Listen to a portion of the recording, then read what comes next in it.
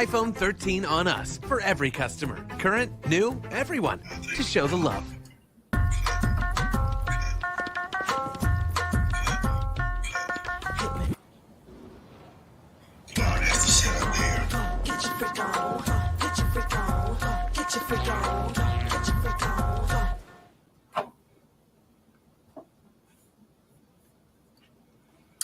All right, folks, today is Friday, June 24th, 2022. Coming up on Roland Martin Unfiltered right here on the Black Star Network, a special edition. We were supposed to be off today, but major decision comes down. The United States Supreme Court, in a 5-4 vote, overturns 50 years of precedent.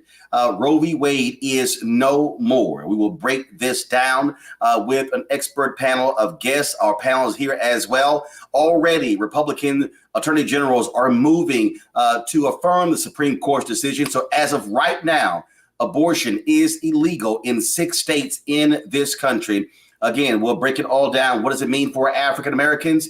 And we'll talk about the politics of this. What happens moving forward? Justice Clarence Thomas says the court should be looking at same-sex marriage, same-sex relationships, and contraception, among other significant decisions. Folks, it is time to bring the funk on Roland Martin Unfiltered on the Black Star Network. Let's go.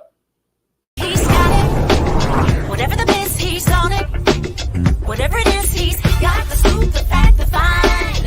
And when it breaks, he's right on time and it's rolling. Best believe he's knowing. Putting it down from sports to news to politics. With entertainment just for kicks, he's rolling. It's on go, y'all. It's Roland Martin, yeah. Rolling with Roland now. He's funk, he's fresh, he's real, the best, you know he's Roland Martin now.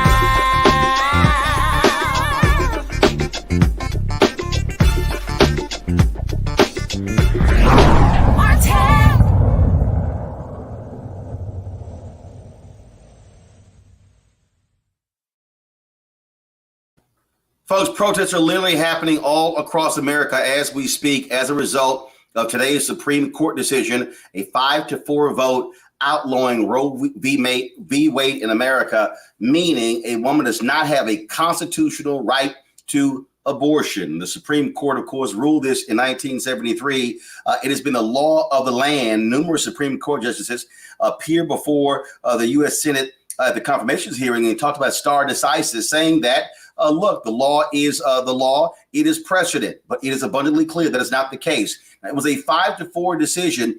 Chief Justice John Roberts, of course, did not side with those of the majority. He did say he would have ruled in favor of the Mississippi abortion case. That was the bill. That was the case that came before the court that established this ruling. But he said he would not overturn Roe v. Wade. The other 5 Supreme Court justices, Samuel Alito, Clarence Thomas, Neil Gorsuch, Brett Kavanaugh, Amy Coney Barrett, they disagreed with him. It is a 5-4 vote. Of course, many of us knew this was coming down when the draft opinion of Justice Samuel Alito was leaked several weeks ago. Also, conservatives were very clear. This is what they had been planning to do and working towards for the last 40 plus years. So it should be no shock to anybody what happened, but it is still a shock that Roe v. Wade is no more in the United States of America.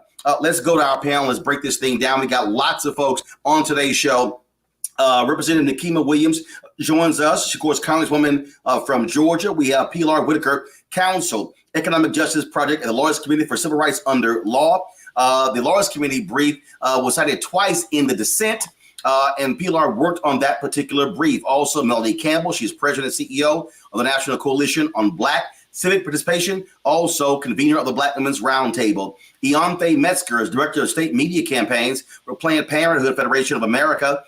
Kelly Bethea, communication strategist, joins us. We'll be later joined by Tanya Washington Hicks, professor at Georgia State University College of Law, and also Renita Shannon, who's a state representative in Georgia. Plus, we have our panel, Shireen Mitchell, social media analyst, diversity strategist, Dr. Larry J. Walker, assistant professor, University of Central Florida, Michael Imhotep, host of the African History Network show, Reese Cobra, founder of Black Women Views. And so we're going to be covering this from all different angles. First and foremost, let me start with you, Congresswoman Williams. You have a lot of progressives were sitting here thinking that, hey, here's the deal.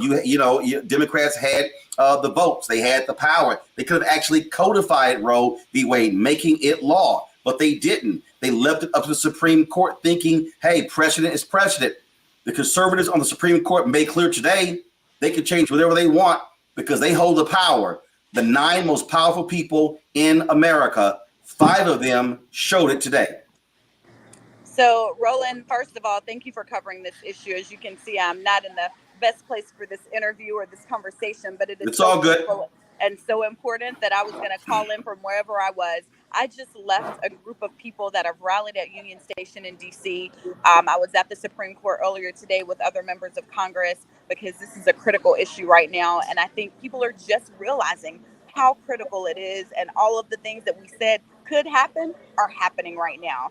And so what we do know is that the House of Representatives has passed the Women's Health Protection Act, and it sits in the Senate. So there is a vehicle, there is policy that could codify Roe v. Wade this week if we had the political will of the United States Senate to get it done. We know that we don't have the 60 votes in the Senate to get this passed. And so what that tells me is that we're going back to the ballot box in November, and we're going to make sure that we get people that not only support our right to bodily autonomy and make personal private medical decisions, but this is also linked to voting rights. If we can't have free and fair access to the ballot, it impedes my right to reproductive freedom and reproductive justice. So this is all linked. And so I don't want anybody to think that this doesn't apply to them, because today they're coming for abortion rights. They already came for voting rights, but tomorrow they're coming for your rights too. So we're all in this together, Roland. It is interesting. I saw tweets and posts from Senator Susan Collins, Senator Joe Manchin saying that they were misled. I'm sorry. We all knew that these conservative justices were not going to support Roe v. Wade. And so I'm like, come on, y'all. Really? Seriously? They knew. And someone asked me a few weeks ago, like, what do I say about when these people applying to be justices to the Supreme Court sit in Senate Judiciary and they say things that, don't follow up with what I'm like, let's just call it what it is. They lied. They sat there in front of the Senate Judiciary Committee and they lied about where they were on Roe v. Wade. But advocates tried to tell them. People on the ground told the senators where people stood on Roe v. Wade, and they didn't want to listen to us. They wanted to live in this fantasy land that everybody is telling them the truth that comes before them on that Judiciary Committee. And now we see what we've gotten. But you know what? We have the opportunity. The last say does not lie with the Supreme Court. It doesn't lie with the United States Senate. It lies with the people on the ground, the voters on the ground. And so this morning I woke up, I was upset, I was pissed. But Roland, now I'm motivated. I'm motivated to keep organizing, to keep marching, and I'm motivated to make sure that we get people elected to office that are going to stand up for my rights. I know you got to catch a flight. I got to ask you this question here. I saw all these people outside of the Supreme Court. They were joined by members of Congress. And this is what I said. Let me be real clear. There were a lot of white people who were out there. There were a lot of white women. And I got to go ahead and say it. I said this. When black people were out in front of that Supreme Court, for the People Act, for the John Lewis Act, a lot of those white folks were not out there. And I kept saying, hey, where y'all at? George Floyd Justice Act. Black folks were protesting, getting arrested in the Senate. And I kept saying, hey, white women, hey, white progressives, where y'all at? And this is a perfect example. Black people, we don't leave the battlefield. We haven't left the battlefield. We can't afford to leave the battlefield. And I think now these white Democrats and white progressives are now realizing y'all can't go home and think everything is all well. Black folks been trying to tell y'all. That's why we use the hashtag, we tried to tell you. Roland, you are exactly right. We are all in this together, and we've been saying that all along. We stand on the front lines for everybody in the movement, and we get the intersectionality of our movement. It's time for everyone else to realize that all of our fights are interconnected. All right, Congresswoman Nikema Williams, I know you got to catch a flight. We surely appreciate you taking some time to join us right here on Roland Martin Unfiltered. Thank you, Roland. I'm going to bring in the other members of my panel here. Pilar, I want to start with you. You were, first of all, you participated in one of these briefs, writing it, and walk us through what this court decided today. What are the real life implications? I already said that you have attorney generals who I think the language is they certify, if you will, the Supreme Court's ruling, and already it's happening in Arkansas. I'm going to show a tweet a little bit later where you've got abortion clinics in West Virginia and other places. They've been canceling appointments. And so in several states right now, this ruling is in effect as we speak. I want to highlight that this ruling actually goes far beyond just the outlaw of abortion in these states. Justice Alito's opinion encouraged states to not just outlaw abortion, but to criminalize it. And we know that Black women and communities of color are already over-policed and over-surveilled in these conservative states and elsewhere throughout this United States. And the fact that this opinion has essentially directed the states to criminalize abortion, that means that we're going to see Black women and other women of color have their pregnancies under scrutiny. When women experience miscarriages, which is unfortunate, but a common occurrence during pregnancy, there might be increased suspicion for criminal penalties. And so I think that's the biggest concern for us as a racial justice organization, the Lawyers Committee, is this criminalization of abortion. And when we say criminal penalties, now as a result of this, there's a significant amount of power that now rests in the hands of district attorneys. And so walk us through what that potentially looks like. So right now, let's talk Texas, Louisiana, Mississippi, Arkansas, West Virginia. What could DAs do right now if a woman chooses to try to get an abortion, or if someone is trying to provide one? What actually could happen? Well, we know that Texas has permitted basically bounty hunting on people who assist or provide abortions. And so we know that there are definitely civil penalties at play here. And we also know that also occurring in Texas, a woman was arrested just a few short weeks ago under suspicion of having attained an abortion. So this is a very real threat. And what really matters here is that we go to the polls and we make our voices known, that we will not stand for our bodies to be criminalized and heavily surveilled in the way that this court is asking the states to do today. It is, again, quite a change, Ianthe, at what is happening. Again, I have been seeing different reports already. I saw one tweet where women were calling, crying, sobbing uncontrollably in West Virginia because we're the only clinic there no longer can provide the services to those women. You even have some conservatives who are literally trying to pass laws in their states that would even make it illegal for women to go out of state. And so give our listeners and viewers an understanding of how far this goes. And not only that, this bill in Mississippi, the Supreme Court ruled on, this law, had no exception for rape or incest. And so what used to be among many Republicans, it is now where you don't even have even that limitation in some of these laws that they're actually passing. Yes. Yes. Sorry. Yes. You're absolutely right. This has been a really devastating day for women and anybody who supports reproductive freedom across the country. I mean, you mentioned West Virginia, but in some states like Wisconsin and South Dakota, they had stopped providing abortion before the decision because they didn't want people to be in a position where they were at a health center and then a decision came down and they were desperate and had to figure out what to do in that moment. So it's been really bad for several weeks. I mean, this was coming, but we know that across the country, 36 million people are going to be affected by this decision.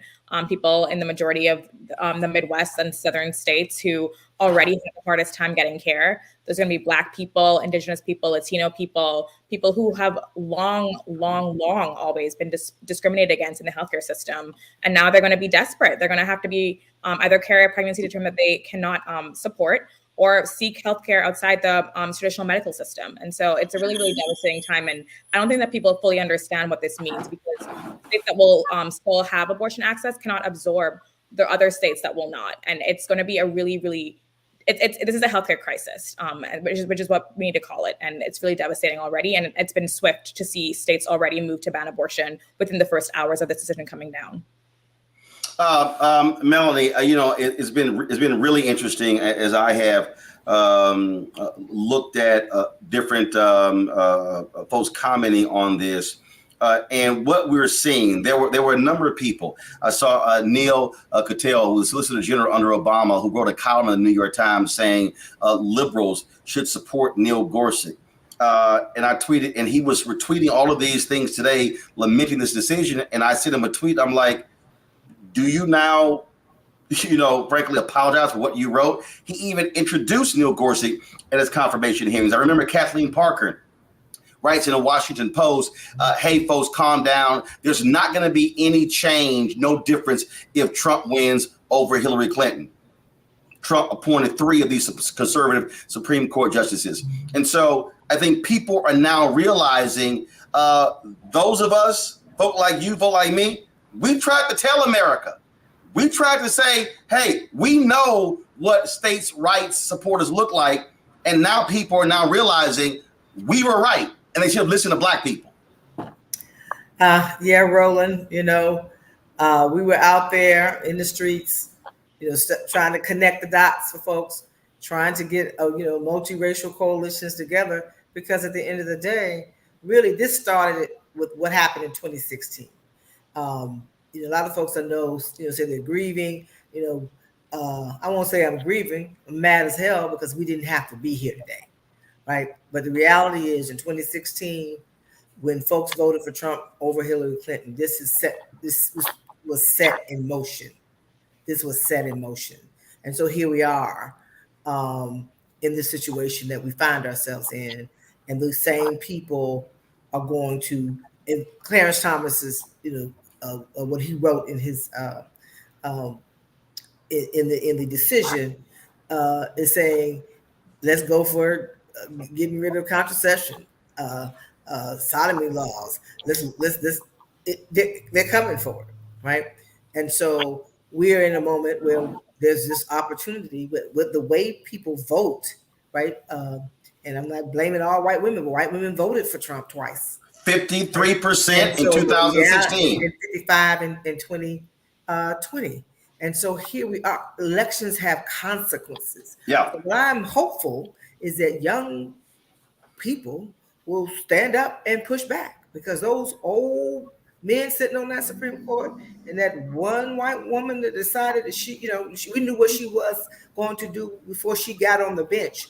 And so here we are with them legislating from the bench. And there's an opportunity. I'm nonpartisan, so I can't get into, but just as Melanie Campbell, at the end of the day, we have this opportunity to decide who's going to control the House and the Senate, and whether or not you can vote enough people onto the Senate to put Manchin and Sinema to the side. That's the bottom line. Or nothing is going to get done. And we're going to keep seeing these rollbacks, and they're going to come after affirmative action. They're going to come after anything that is about progressive movement and inclusion that addresses the reality that we live in a multiracial, multi-ethnic society, and that the browning of America is not going to change. And the fact of the matter is, white women are not going to go sit back and get chastity belts and go sit in their bedrooms and let their husbands or tell them what to do. But they have more resources to get on a plane and fly to another state. They have more resources to go to Canada or Mexico. Right. But our people don't. And the fact that this is also going to threaten lives of babies. You're going to make a 12-year-old have a baby if they're raped, with incest. This is where we are. But when they have a focus on where they're going, and it is about keeping white men in a certain level of power. Mm-hmm. And if you can control my body, you control me. And Pilar, this goes beyond even just, obviously this is a fundamental issue, but it goes beyond this. That writing of Justice Clarence Thomas, he is saying, hey, all y'all gay folks who married, we now can take that away from you. Contraception, we can now take that away. We are now talking about, with the conservatives having a 6-3 majority, they literally, we saw it with the gun decision, they are on an absolute states' rights focus that could upend any number of legal precedents. That's true. And I think that the major point of this opinion was Justice Alito encouraging people to get out to vote. saying that this is now a states' right issue and really placing the power in the hands of the elected officials. But what's actually odd about all that is that we know that this Supreme Court has spent the last several years gutting the Voting Rights Act, limiting the right to vote, especially for communities of color, allowing rampant voting suppression to occur in the states. And so it's actually gaslighting the American people to suggest, well, the remedy to this is to vote. And so right. These senators and these state legislators, they are coming for our rights. And we need to be prepared. And we do need to figure out, how are we going to get to these polls? How are we going to overcome these numerous barriers in order to have a modicum of a chance of stopping this from happening? And Pilar, remember, this same, well, obviously you know this, but for the audience, this same Supreme Court said, Justice John Roberts, hey, you know what? We can't do anything about gerrymandering. So part of the issue now is that where Black people are living, we're living in southern states. Republicans are controlling Florida. They're controlling Tennessee. They're controlling, Mississippi, Alabama. They're controlling Louisiana, Democratic governor, but they control the legislature. Texas, Arkansas. We can go South Carolina. We can go on and on and on. And so they're controlling the state Supreme Court, legislatures, supermajorities, governors' mansions. And so at the end of the day, what he said, I'm sorry, can't apply because, look, we can't crack through that without the voting rights protection, without getting rid of political gerrymandering. That's right. But to that point, I am so happy that we do have the Justice Department on our side. We have Kristen Clark, who is the former president and executive director of the Lawyers Committee there, and she's a staunch voting rights advocate. And so I know that we are using every tool in our to ensure the right to vote. And I don't want to discourage people from voting. I don't want to send the message that there's no point. There is a point to vote. We do have people in our corner, and I'm still hopeful. Well, we have people in their corner, but we also have civil rights groups like yours that are actually fighting these battles that people are not seeing. Ianthe, give us a perspective in terms of what are you saying to your clinics in these red states? What is being said right now?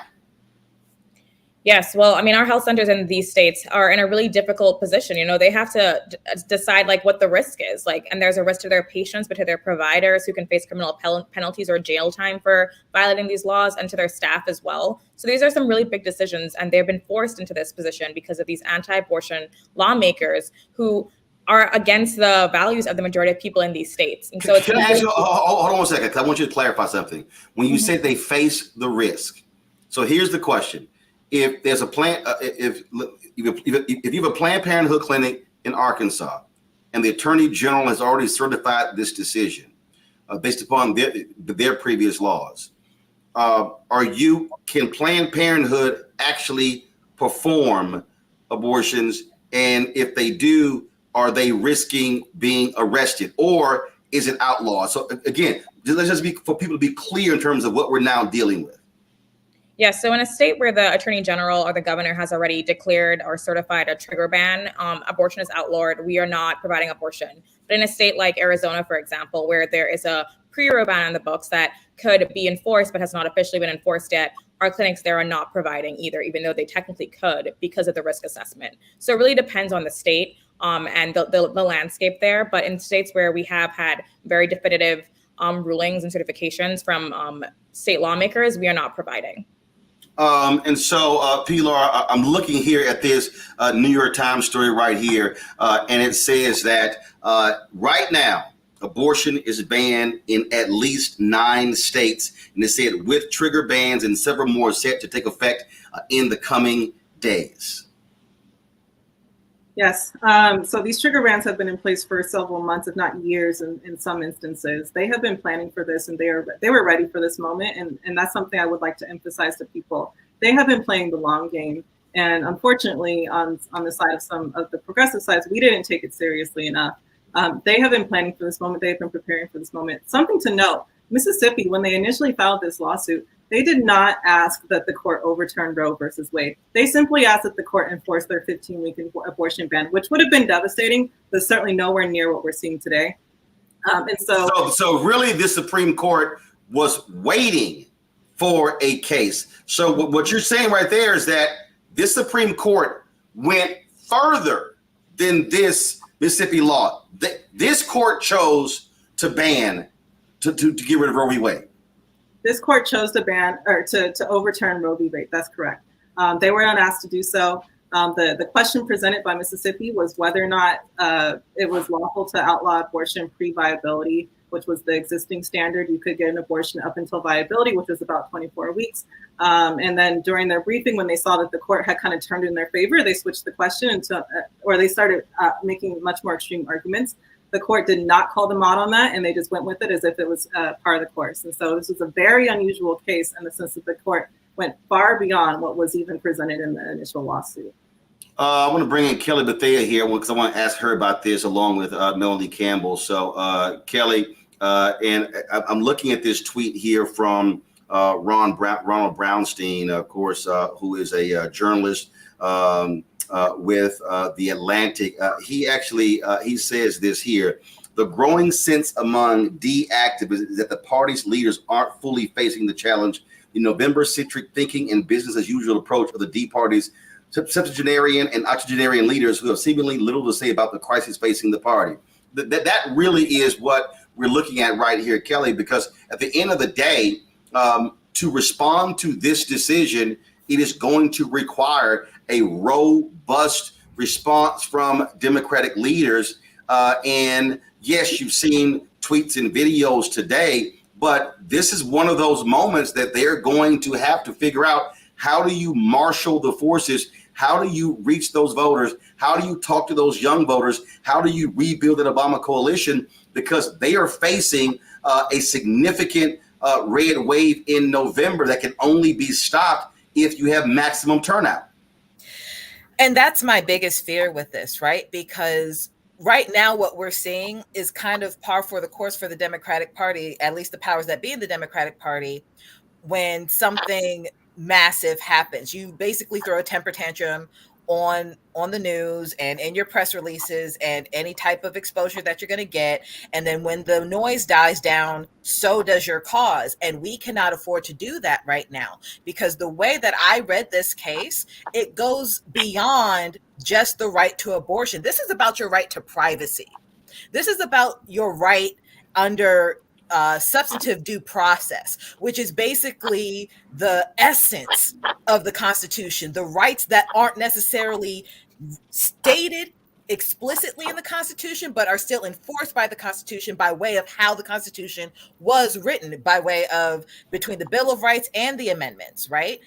All of that is under siege right now by way of this opinion. When they did not follow stare decisis, which is basically legalese for I said what I said, that we are going to follow previous case law to determine what this law is, like a previous panelist said, they didn't even do that here. They skipped over the case at hand in order to just push their agenda. So to me, this is more than abortion, which is why I'm so angry right now, because when Clarence Thomas talked about the other rights on the table that are about to be under attack, he conveniently left out Loving v. Virginia, which is also under substantive due process, which would actually prevent him from being married to his wife anymore. But the hypocrisy of it all and the asinine behavior of this court to take away rights that aren't necessarily explicitly in the Constitution, but are enforced by the Constitution, the Democrats really need to get on the ball and sending that message home, in that the Constitution is under attack right now, not just because of this decision, but of the decisions that are going to happen by way of the way that they decided this case today.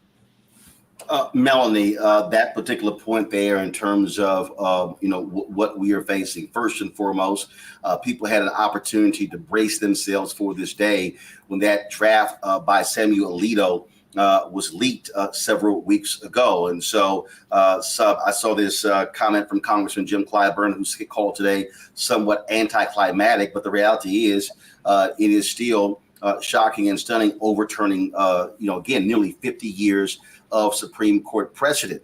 At the end of the day, the only response, and let me be clear, there's only one response, and that is going to be voting. But what has to happen is You've got to have individuals who are messaging properly, who are speaking to the very issues, who are putting the resources on the ground to actually make that happen. And unfortunately, here we are almost at the end of June, going into July. And I'll be honest, Melody, I'm seeing a whole bunch of Democrat organizations, a whole bunch of Democratic politicians still not doing what's necessary to reach Black voters and young voters. And they're sort of playing by that same old playbook. Hey, let's stick around and wait for the second week of October, and then we'll engage them.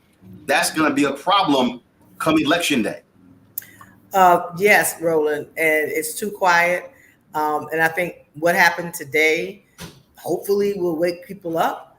And the reality is that these folks don't care about the Constitution.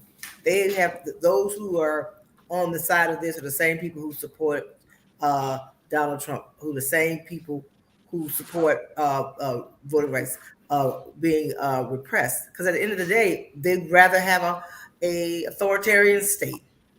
And when you think about if you get out of the Beltway and think about what's going on in Florida with DeSantis and some of the laws that he's been, so there's been a lot of Texas, right? So you can see where this is going. And there are folks who believe that they'd rather have minority rule. A few people rule over the majority of us. So yes, there is a new majority in this country by population and by diversity, but there is still those who have set up a power dynamic that would put all of us in a situation that we would be under almost like an apartheid state. And so that part of it means that if we don't do all that we can, and those who say that they understand don't put the resources in yesterday, not tomorrow, yesterday, then the results of the 2022 election are going to be catastrophic beyond anything that we can repair in any period of time in a short. It will change what this nation really is with all of its flaws. The core that we were taught was, it's about the Constitution, the rule of law, and all of these things, until you started seeing the diversity that the census numbers showed. And so I have a level of cynicism about where our progressive community is really ready to fully fight. I would hope this will wake up people who should have already been woke when voting rights was repealed. And when we weren't able to get George Floyd, and you had 2 years ago, we now are facing another summer of organizing and activism. We got to get in the streets. It costs money for that to happen. I've talked to too many organizations that don't have the resources to do what they need to do. If you don't have a turnout at the minimum of what happened in 2018, then it's cancel Christmas. That's where we are. And young people drove the vote along with Black women and others, showed up in 2018. They saw the danger, but they didn't really get the credit, right? And then Black women voted at 54%, I think it was, and Black men close to 50%. We're carrying it, right? But there were there's no resources out there right now. Pilar, just a question for you, and for people who are, again, who might think, well, okay, this is just a couple of decisions. This decision, the Miranda decision, the gun decision. In September, I'm dropping my book, White Fear, how the browning of America is making white folks lose their minds.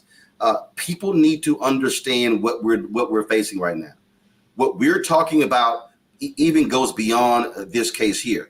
Because conservatives now hold a 6-3 majority on the Supreme Court, even if Chief Justice John Roberts chooses to go another way, they can run the table.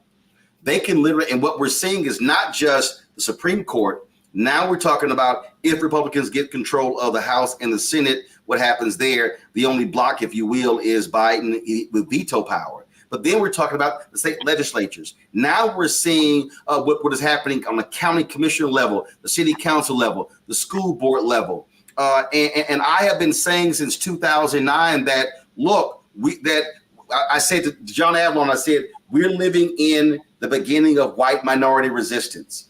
And now you're talking about, by holding this power, by having these young white conservative Supreme Court justices, their goal is to rule for the next 50 years. And so people need to be understanding they've been playing the long game. I think a lot of Democrats and progressives have not been playing the long game. That's true. I mean, I think we should assume that everything is on the table at this point. Everything. Don't assume that your same access to your schools will be the same in the next decade or so. We're already seeing the unraveling at the school level, like you just mentioned.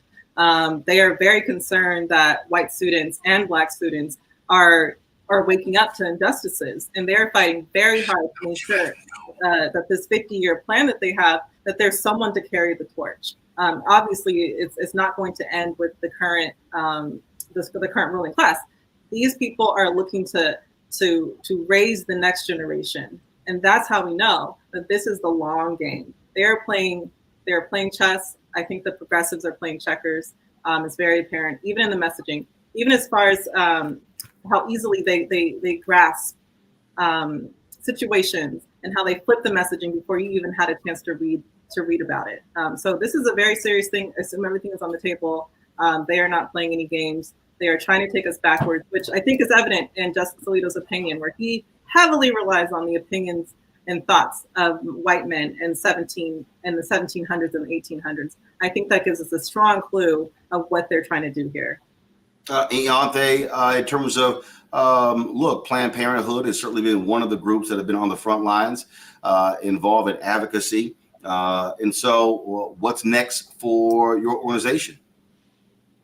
Yeah, well, we're going to be fighting this fight on several fronts. I mean, we have the healthcare delivery front, where we're working to get patients out of state when they can't access this care in their own state, working with abortion funds and other independent providers to get people the money, the childcare, the transportation, all of those things to get out of state if they can. And then there's the electoral front, of course. There's a November election coming up. We're working to channel the pain and anger and energy that we're seeing right now into votes in November and keep people motivated on that front. And then we're also, just thinking about litigation. Litigation is a strategy we've used for a long time. And I think you're going to see a lot of filing of litigation very, very quickly. Some has already started in many of these states to see if even this trigger ban mechanism is even legal, that you can pass a law that is like based on a hypothetical that hasn't happened yet. So that's going to be a big part of this as well. And then in states where we do have supportive lawmakers, we're going to be shoring up access, passing new bills to expand who can provide abortion in those states, to expand telehealth services, all those things, because we know that, again, when you ban abortion, people are not going to stop needing to access it. So we're really working on all these fronts to get people the care they need and to hopefully build back what we've lost, because this is the culmination of a 50-year effort from the anti-abortion movement. They have won today, but they're not going to win in the long game, because the majority of Americans do support legal abortion, and we are going to build back what we got step by step, state by state. It will take time, but we're very committed to doing that. Pilar Whitaker, Law Committee for Civil Rights Under Law. I certainly appreciate you joining us on the show. Please keep up the great work that you're doing. And I always did this for Kristen Clark. I would always remind her when she was on my show, or Tom Joyner, always give the website out to donate, because y'all need the resources to keep fighting these battles. So where can people support the Lawyers Committee? You can find us on lawyerscommittee.org. Thank you. I really appreciate the support. All right, we appreciate it. Thank you so very much. Ianthe, thank you so very much as well for joining us as well. Thank you very much. Kelly, you heard Ianthe talk about what's happening in some of these Democratic states. He's a perfect example of where Governor Gavin Newsom has already signed this into law. He just signed a bill that makes California a safe haven for women across the country. And he says, tweets, "We will not cooperate with any states that attempt to prosecute women or doctors for receiving or providing reproductive care." And that's a wonderful sentiment to have. But the fact still remains that while California may be a safe haven, we're talking about not just women who have access to get to California. We're really talking about women who don't have access to get to anywhere but their immediate region to get the care that they need. And that is what's frustrating right now. One of the many things that are frustrating right now, people who are in power, mainly today, SCOTUS, aren't thinking. Like, this is beyond just, again, like I said, this is beyond your right to an abortion. This is your right to care for yourself. This is your right to privacy and your private health. The government shouldn't have anything to do with that.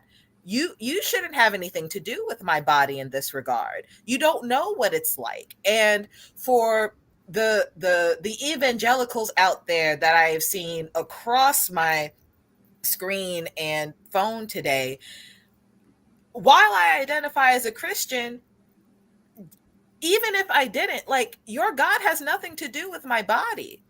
What you believe God has over your temple has nothing to do with my temple and how I deem my temple to be fit for the God that I serve. And not to mention the separation of church and state in this regard. I mean, that's just out the window with rulings like this. It is absolutely archaic and asinine and absurd to think that other entities have a say in what I do privately. Mind your business and keep it moving. That's really all that I am pro for. Like, I am pro mind your business. Leave me and my uterus alone. Frankly, I've had menstrual cycles that have bigger clots than an abortion does. And are we going to persecute that? Are we going to chastise and prosecute me for having a menstrual cycle now? Because now that substantive due process is off the table, because that's really what this case is about. That's off the table. What else is going to be off the table? My right to the healthcare that I want, the way that I want to go to school, the way that I want to raise my children, the way that I want to care for my seniors. Yes. Okay. Let's exactly. No. Yeah. But again, no. That's what I think people have to understand, that this thing goes beyond just this decision here. Melanie Campbell, look at here. Joe Ingles just tweeted this literally 20 minutes or so, or 30 minutes ago. Abortion in Ohio is now banned at the point a fetal heartbeat can be detected. That's about 6 weeks into a pregnancy before many women know they are pregnant.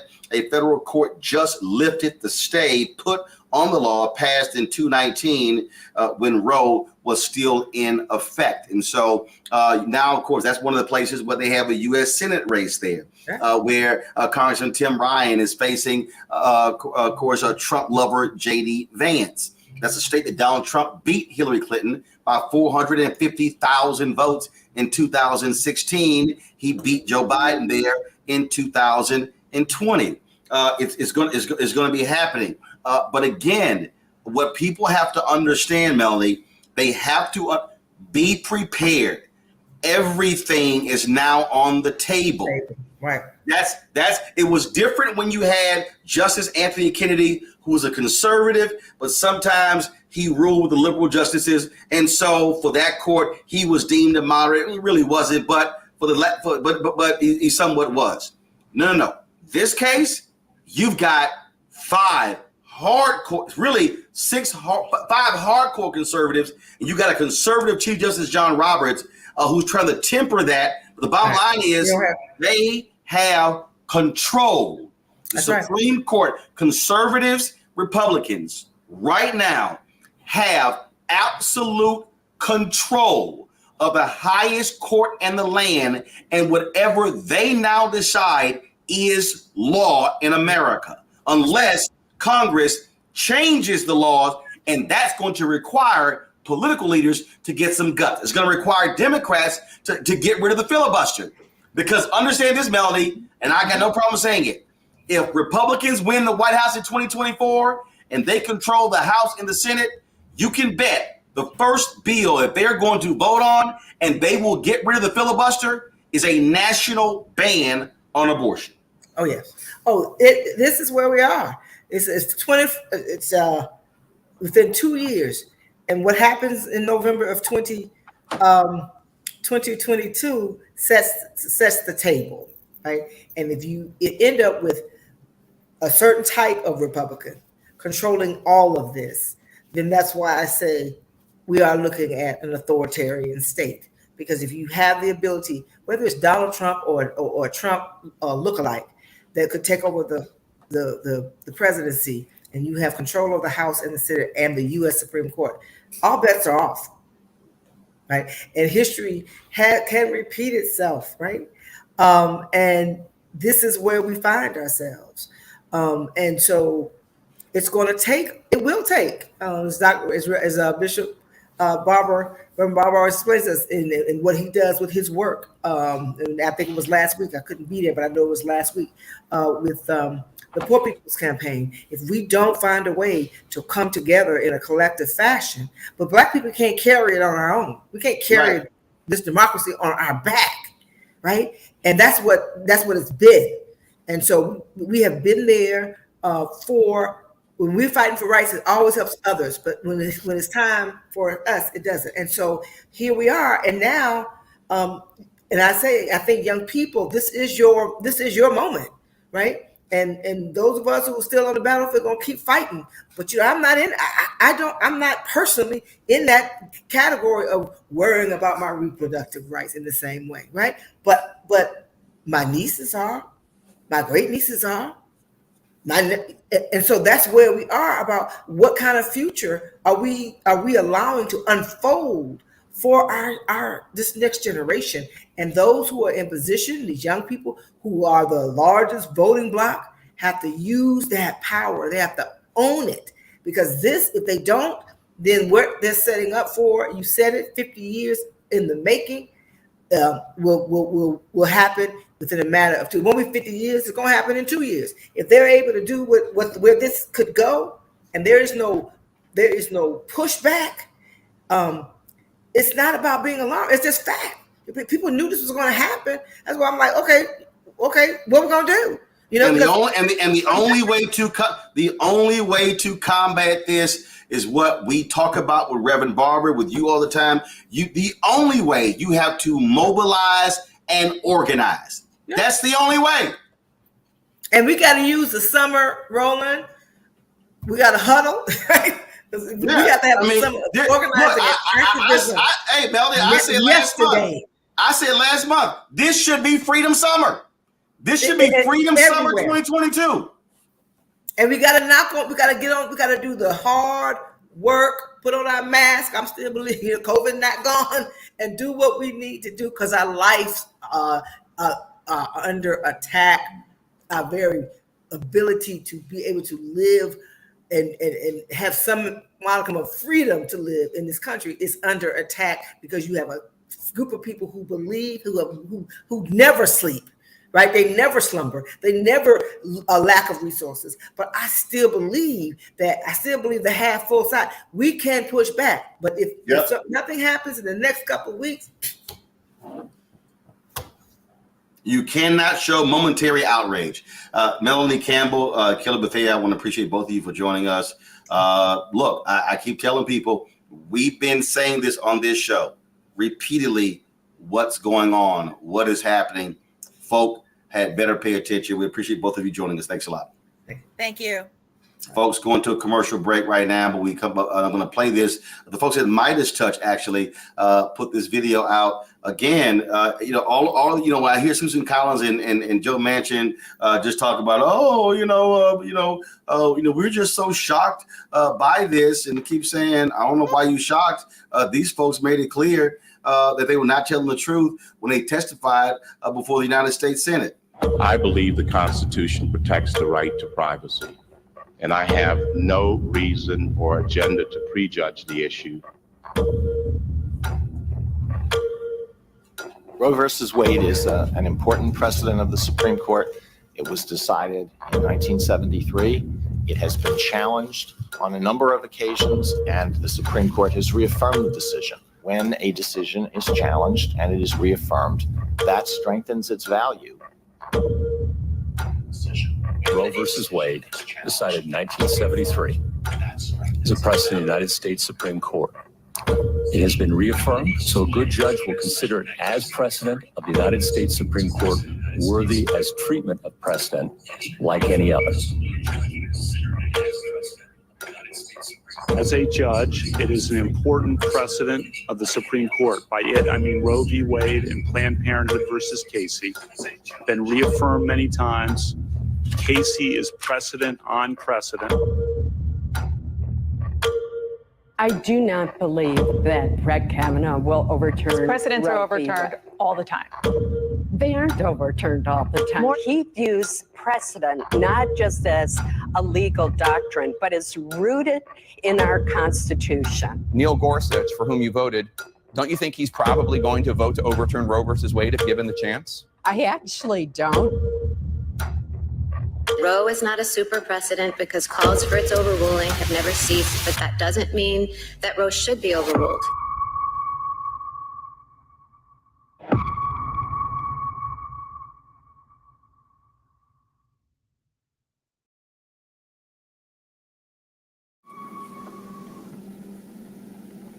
All right, folks, going to a break. When we back, more with our panel. We'll also play for you some of the reaction from various folks, including Cook County State's Attorney Kim Foxx, Congresswoman Val Demings, Congresswoman Joyce Beatty, and others. You're watching Roland Martin Unfiltered right here on the Black Star Network.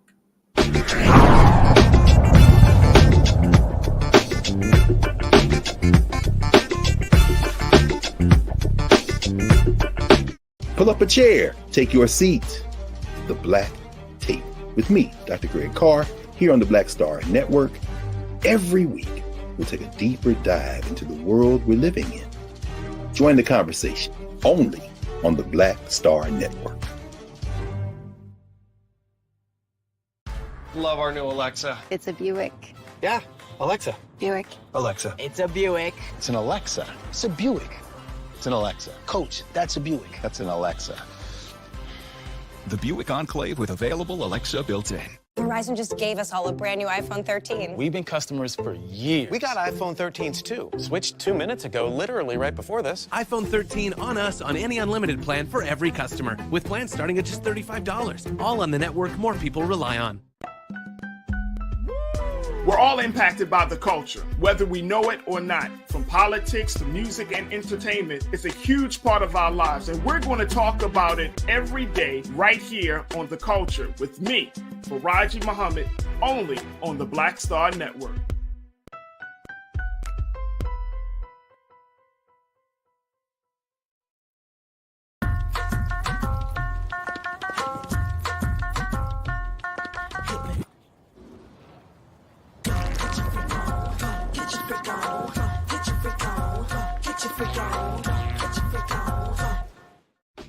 My name is Charlie Wilson. Hi, I'm Sally Richardson Whitfield. And I'm Dante Whitfield. Hey everybody, this is your man Fred Hammond, and you're watching Roland Martin, my man, Unfiltered.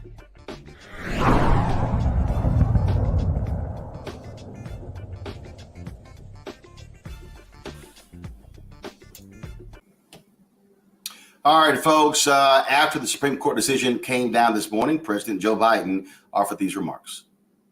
Today is it's not hyperbole to suggest a very solemn moment. Today, the Supreme Court of the United States expressly took away a constitutional right from the American people that it had already recognized. They didn't limit it, they simply took it away.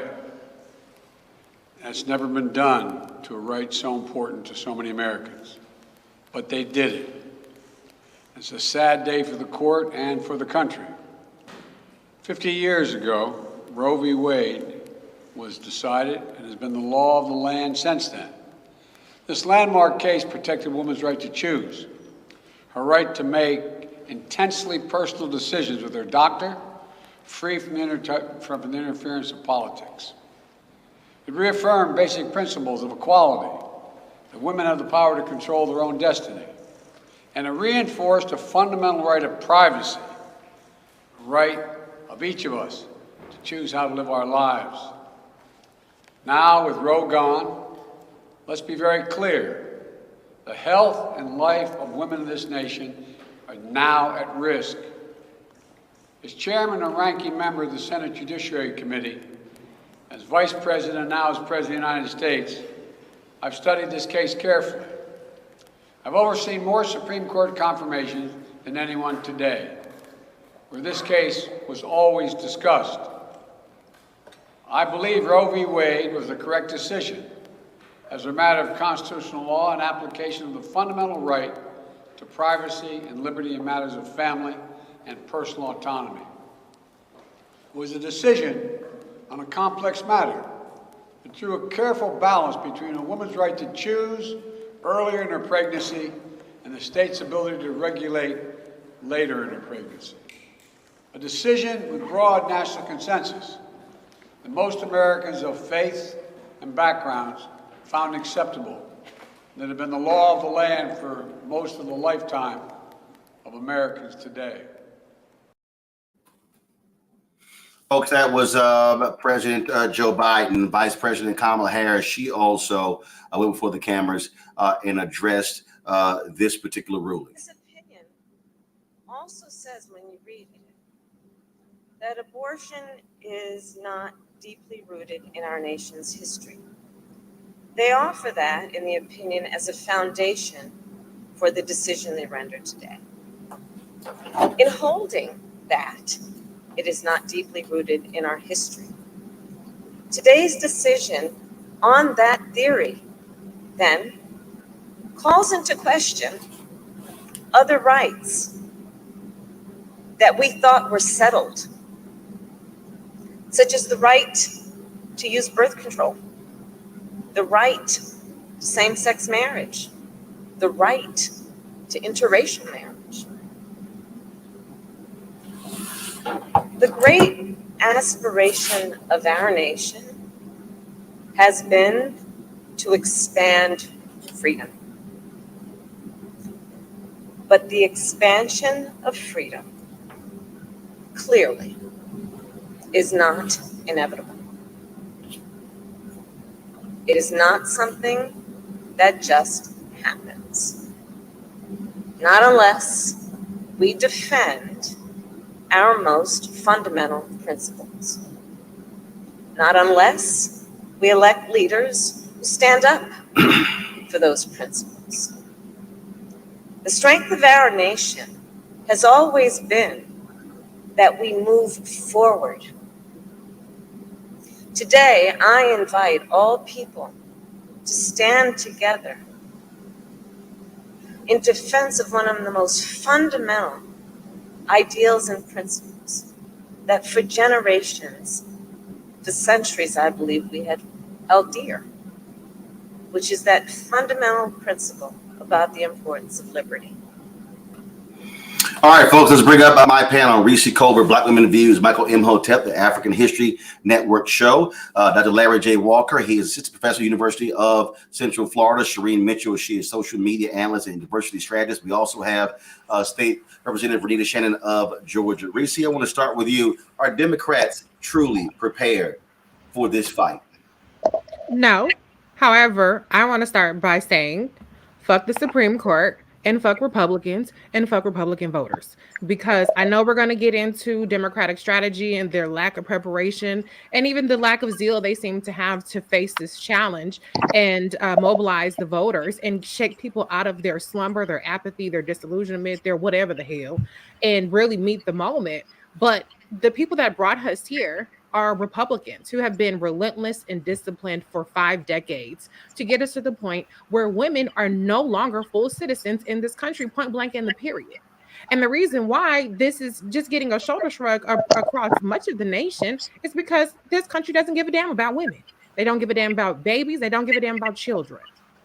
And what people don't understand is whether or not you're going to have an abortion or whether or not you feel like I'm going to have an abortion or whatever, this opens up the door for so many things in terms of the right to privacy, in terms of if your homegirl is talking to you about her abortion, if you have a miscarriage, if you're going through in vitro fertilization. Look at Texas where they have bounties on people. So if you're an Uber driver or a Lyft driver, this opens up the door for so many things. And guess what? Even if you didn't have an abortion, prove it. Because the presumption of some MAGA nurse or some racist doctor or whoever is going to be that you did something to cause harm to your unborn baby if you have a miscarriage, if you end up in the hospital and you seek medical care. And what we have right now is where women do not have the right to free movement around the country to make decisions for their bodies. That's why you have a state like California and Massachusetts and Maine that are now safe havens and saying they won't cooperate with investigations. But we know the deference that different states and attorneys generals and people have for institutions. So what happens when even those executive orders or laws get overturned by this right-wing extremist Supreme Court? So I need people to wake the fuck up. I feel like I want to be like Bernie Mac in head of state and just go around slapping the shit out of people, because I don't think that people are really recognizing the severity of this moment. And it's a nightmare And I just need more energy out of people. I need people to really wake the hell up, because this is just the opening salvo. What Clarence Thomas said in his concurring opinion is, let's go after same-sex marriage. I know people don't care about the LGBTQ community. I understand that as well. But they want to go after contraception. Now, if you're out there getting your freaky deaky on, then you need to be worried about that part, because not everybody's just pulling out. Some of y'all making sure, did you take your plan B? Are you on the pill? That's one of the first questions y'all want to ask people. So you need to be concerned about that as well. Okay. And when you talk about privacy, so there are so many things that are on the table, and what they're waiting for, this is just the beginning. But if the Republicans take back the House or the Senate or the White House, or all goddamn three, then what we have right now, which is no longer a United States where people have equal rights to pit on every state, what we're going to have is them codifying this stuff the other way when they get control. And that's what Clarence Thomas is chomping at the bit for. So come on, people, wake up. I know we're going to get on the Democrats, and I think there's a lot of things that they can do. But right now, I just want to really emphasize that there is one party that's winning battle after battle, and there are people that are sitting home on their ass waiting for somebody to give them a red carpet invitation to the polls, when this should be enough. Uvalde should have been enough. Buffalo should have been enough. Them obstructing voting rights should have been enough. This shit should be enough. Right. And the next 5 to 10 things they're going to do should be enough. Wake up, people, and get your ass out and vote. Even if you don't like the Democrats, even if the Democrats ain't shit, even if the Democrats is weak punk asses that just let Republicans do what the fuck ever, guess what? We still need the Republicans the hell up out of office. Representative Shannon, Michael Imhotep, Shireen, and Larry, and Michael, I want you to go over you, them, Representative Shannon. Look, Eric Erickson sent this out. It's not like the conservative movement has been hiding its intentions. We've spent 40 years being open and transparent about moving the court right, and people seem freaked out we actually did it. And all that means is you got to work at the state level now. Michael, they've been clear.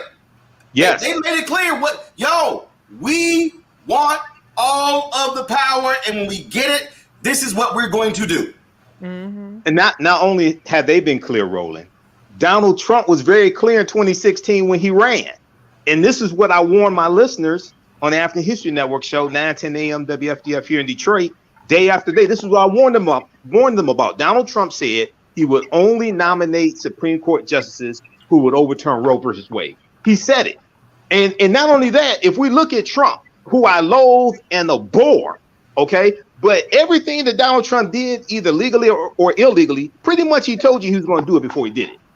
So, we have to learn from this. And this is one of the differences between Republicans and Democrats. And I'm neither Democrat nor Republican, but I sure as hell ain't stupid. In 2016, many Republicans who voted for Donald Trump, Trump was not their first, second, third, fourth, or fifth choice. But I watched numerous focus groups and interviews with people who ended up voting for Trump. They said this is about the courts. They said this is about the Supreme Courts. This is about the federal courts. And they said this is about Roe versus Wade. Over and over again, this was the message in 2016. For a lot of people who voted for Democrats or voted for Hillary Clinton or did not vote for Hillary Clinton, even more so, they were like, I don't like that beat. And this was problematic. I told people this is not about a person.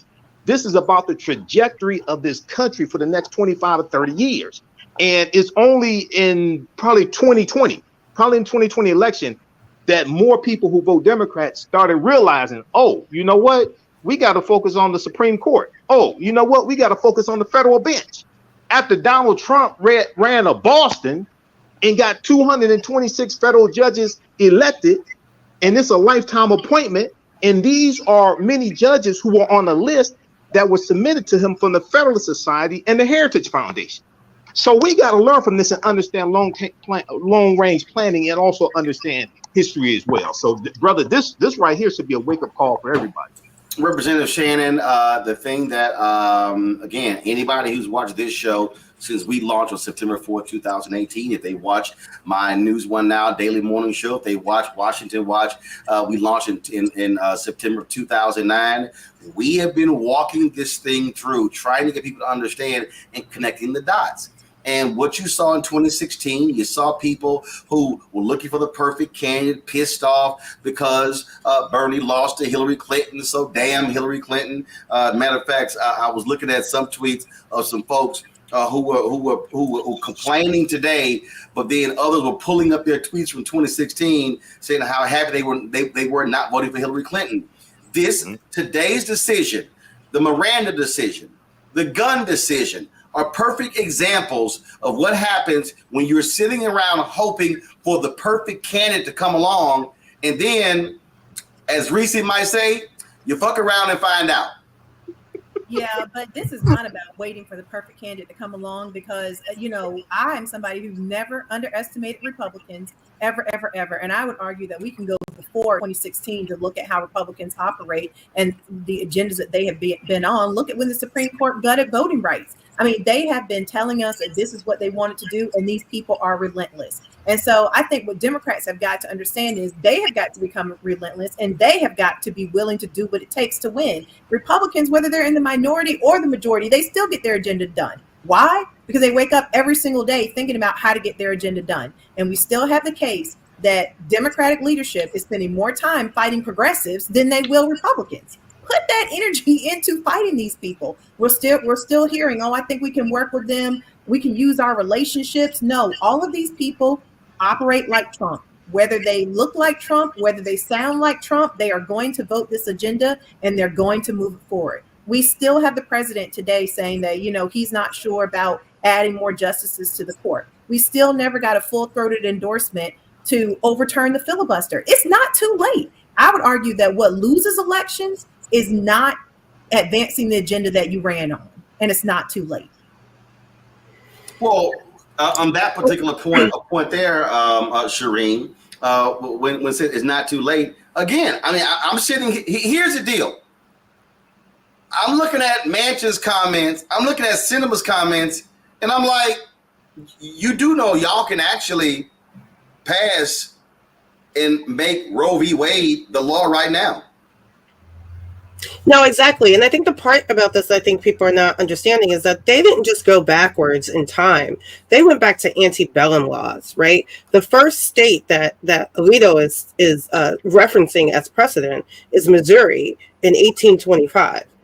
Who did not have the right to do anything in 1825, right? So the fact that these people are like, we can't do anything, it really is problematic overall, not just because of Biden and who's currently in office. It's about understanding what are the steps that we can achieve and whether or not we made those choices before. Obama could have forced Garland into the office because 9 months had gone by and Congress did nothing. So that meant your point, he could have made a recess appointment, forced Republicans to take him to court, and that could have taken up potentially 2 years. He would have been on the court. I still said he should have appointed a black woman to piss off, to get the base riled up, to get other folks riled up. And I said it, I'm sorry. What nobody gonna fight for another old white man in Merrick Garland?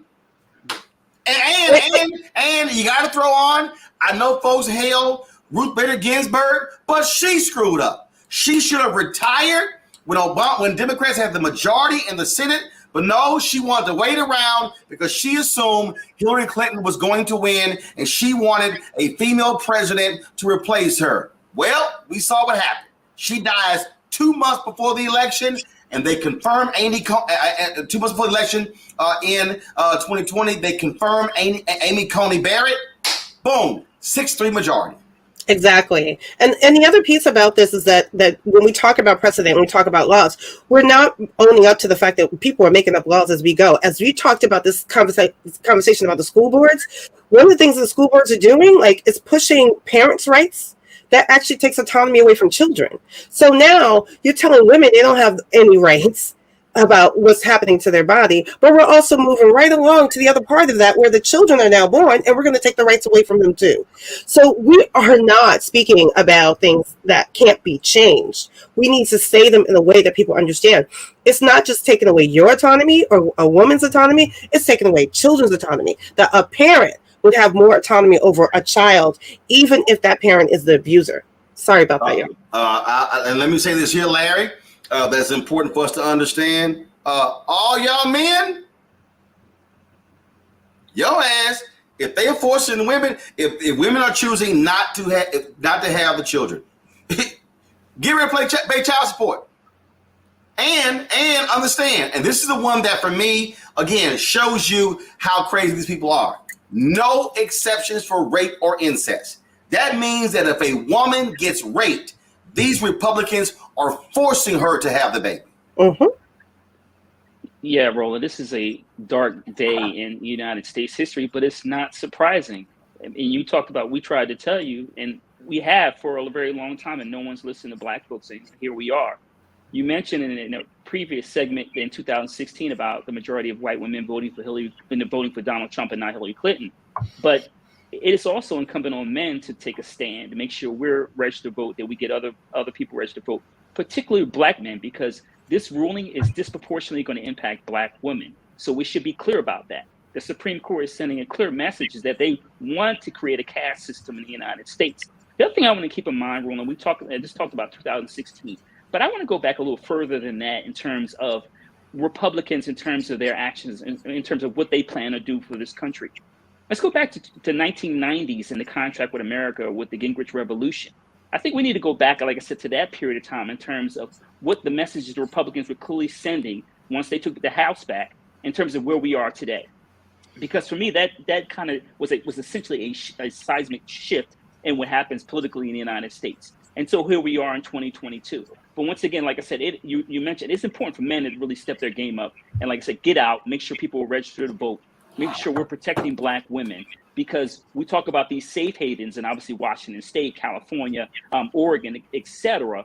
But the bottom line is we shouldn't, with Black women in particular, shouldn't have to worry about traveling. And many folks may not even have the money. And I think Reese alluded to that a little bit earlier.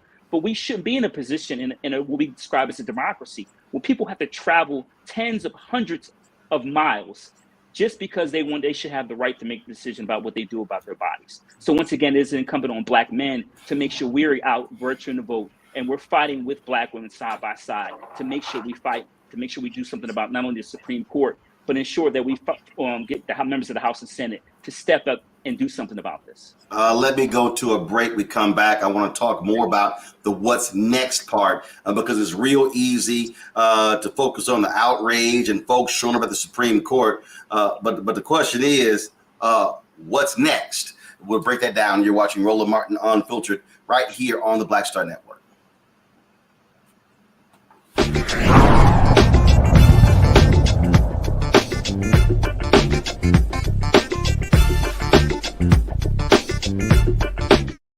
Love our new Alexa. It's a Buick. Yeah, Alexa. Buick. Alexa. It's a Buick. It's an Alexa. It's a Buick.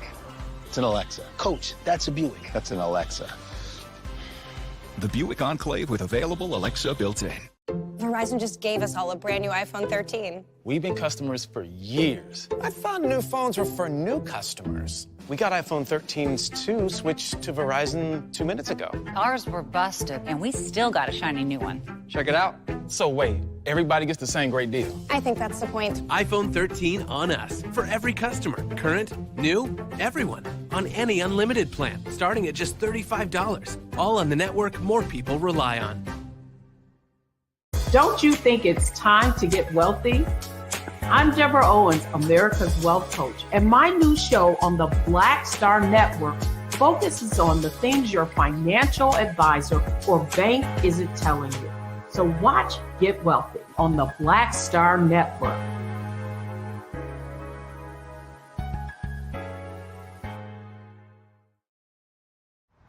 How about sushi? I just had sushi for lunch yesterday. How about tacos? Automatic emergency braking, one of 6 advanced safety features standard on every 2022 Chevy Equinox. Find new technology. Find new roads. Chevrolet. Hi, I'm Dr. Jackie Hood Martin, and I have a question for you. Ever feel as if your life is teetering and the weight and pressure of the world is consistently on your shoulders? Well, let me tell you, living a balanced life isn't easy. Join me each Tuesday on Black Star Network for a Balanced Life with Dr. Jackie. We'll laugh together, cry together, pull ourselves together, and cheer each other on. So join me for new shows each Tuesday on Black Star Network, A Balanced Life with Dr. Jackie.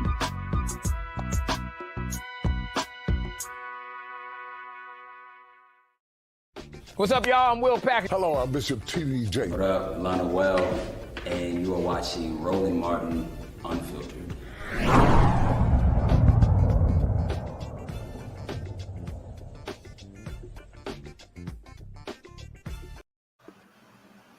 All right, folks. Welcome back to the show. There's so much going on. Folks have been commenting, talking about what's going on. Here is Congresswoman Val Demings sharing her perspective on today's court decision. Today, the United States Supreme Court overturned Roe versus Wade. This is a disappointing and tragic day. I am mad as hell. And every man and woman that supports America's daughters should be mad as hell. If anybody thinks that this fight stops with this sad decision, they are out of their minds. We are going to continue to fight and fight and fight some more to protect the constitutional rights of women. We refuse to go back to being treated as second-class citizens or as property. So we ask you, every person who believes that women should have the right to make their own decisions, to join us in this fight. Today. All right, Reese, I'm always looking for Comedy Hour, and I found this right here, Reese. I knew that you would have something to say about this here. Oh, here's Joe Manchin. As a Catholic, I was raised pro-life and will always consider myself pro-life, but I've come to accept that my definition of pro-life may not be someone else's definition of pro-life. I believe that exceptions should be made in instances of rape, incest, and when the life of the mother is in jeopardy. But let me be clear, I support legislation that would codify the rights Roe v. Wade previously protected.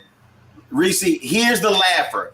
I am hopeful Democrats and Republicans will come together to put forward a piece of legislation that would do just that.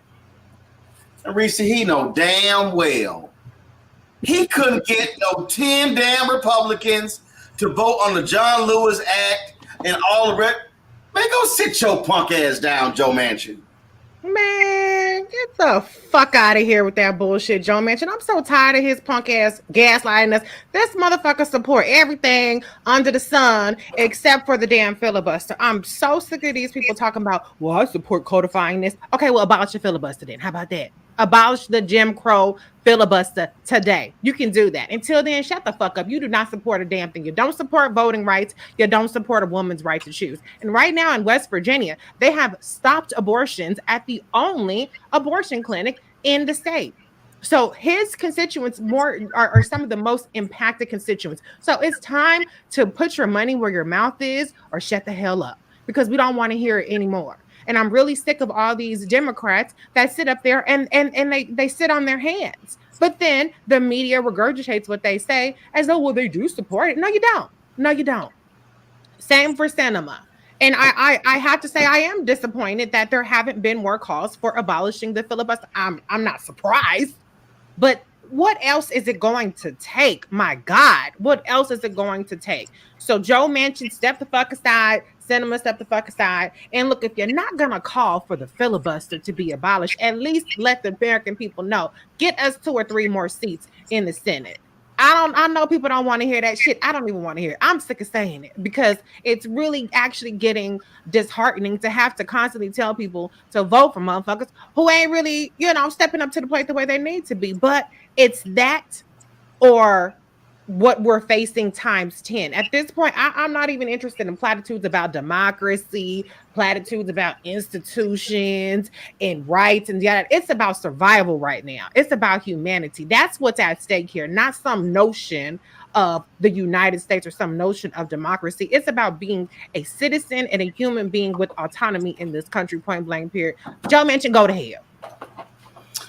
Representative Shannon and I was just sitting here looking at some tweets of different people, and I came across that of Kristen Cinema. Let me give me a second. One of my iPads just died, so let me put in the other one because again, I was sitting here laughing.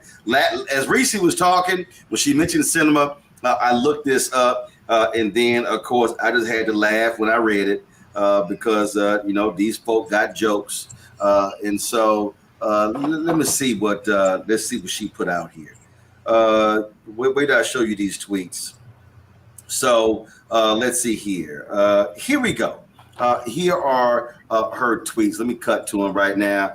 A woman's health care decisions should be between her family, and her doctor. Today's decision overturning Roe v. Wade endangers the health and well-being of women in Arizona across America. Then she says, throughout my time in Congress, I've always supported women's access to health care, and I'll continue working with anyone to protect women's ability to make decisions about their futures. That's it. It is completely laughable what she tweets and what she talks about. But here's the thing. So I am a lowly state representative from Georgia. And even in my own capacity, when we had a bill in 2019 to outlaw abortion, I put my body on the line. I went down to the well and refused to leave and had to be removed by the Speaker of the House as a last-ditch effort trying to make sure that we didn't pass a bill to outlaw abortion. So if that's what I can do as a state representative, you can't tell me that these folks at the federal level can't do more. I have not seen the president make Joe Manchin's life and Kyrsten Sinema's life hell. I've not seen that yet. There are rumblings that there are other senators who don't support abolishing the filibuster. There has not been an all-out effort or even pressure campaign to force Democrats to get rid of the filibuster. I'm sorry, there just has not been. So you can't tell me that you've left it all out on the table. At this point, what we need is for Democratic leadership to get serious about putting pressure on these folks and shine the light on all of them. We want public commitments about who is ready to get rid of the filibuster. And if they are not, make their life hell. I've seen Democratic leadership make the squad's life more hell than they've made some of these people like Joe Manchin and Kyrsten Sinema, who are having such a cushy life, hadn't faced any repercussions from stopping our agenda. And they're not the only ones. The second thing that needs to happen is we need to expand the court. Those are things that can be done today. I think voters get the feeling that they don't want to vote and they get apathetic when they don't see Democrats fighting hard. You know, it's one thing if you fight hard and you leave it all out on the field. My constituents were happy with me. They know that I put my body on the line and risk being arrested. And it's only because of state law that you can't arrest a legislator during active session was the only reason I was not arrested. That's what people expect. That is what they expect. And that is the only way that you can say you've done everything that you could do. I don't think the Democrats have put in the fight that we need to on this. And I'm just going to say that. And this is not the only issue. We've got voting rights. We've got so many things. It really boils down to one thing. If you are serious about advancing your agenda, then you need to wake up and be relentless every single day, just like the Republicans are, because guess what? They don't come back with excuses. They come back with results. And it's time for Democrats to do the same. Long past time. Gotta laugh here, Michael. This decision is inconsistent with what Justices Gorsuch and Kavanaugh said in their testimony and their meetings with me, where they both were insistent on the importance of supporting long-standing precedents that the country has relied upon. That's Senator Susan Collins of Maine. Michael, the shorter version, Gorsuch and Kavanaugh lied to my face, and I was dumb enough to believe them. But not Amy? And we told her, we said when she voted for them, that they were lying then. Once again, this goes back to Trump in 2016 when he ran. He said he would only nominate Supreme Court justices who would vote to overturn Roe versus Wade. She's a damn fool. And when she's up for re-election, she needs to be voted out of office. No, but here's the problem, Michael. Michael, here's the problem. Yeah. You had a weak-ass Democrat who couldn't beat her in 2020. She won. Doc, I understand. I understand that. No, my point. She won a 6-year term. So I know. And so more than so. No, the only point I'm making is if we also go back to 2020, you had some weak ass people. Okay, let's just break it down. Okay, the weak Democrat who raised a lot of money lost to her. She lost.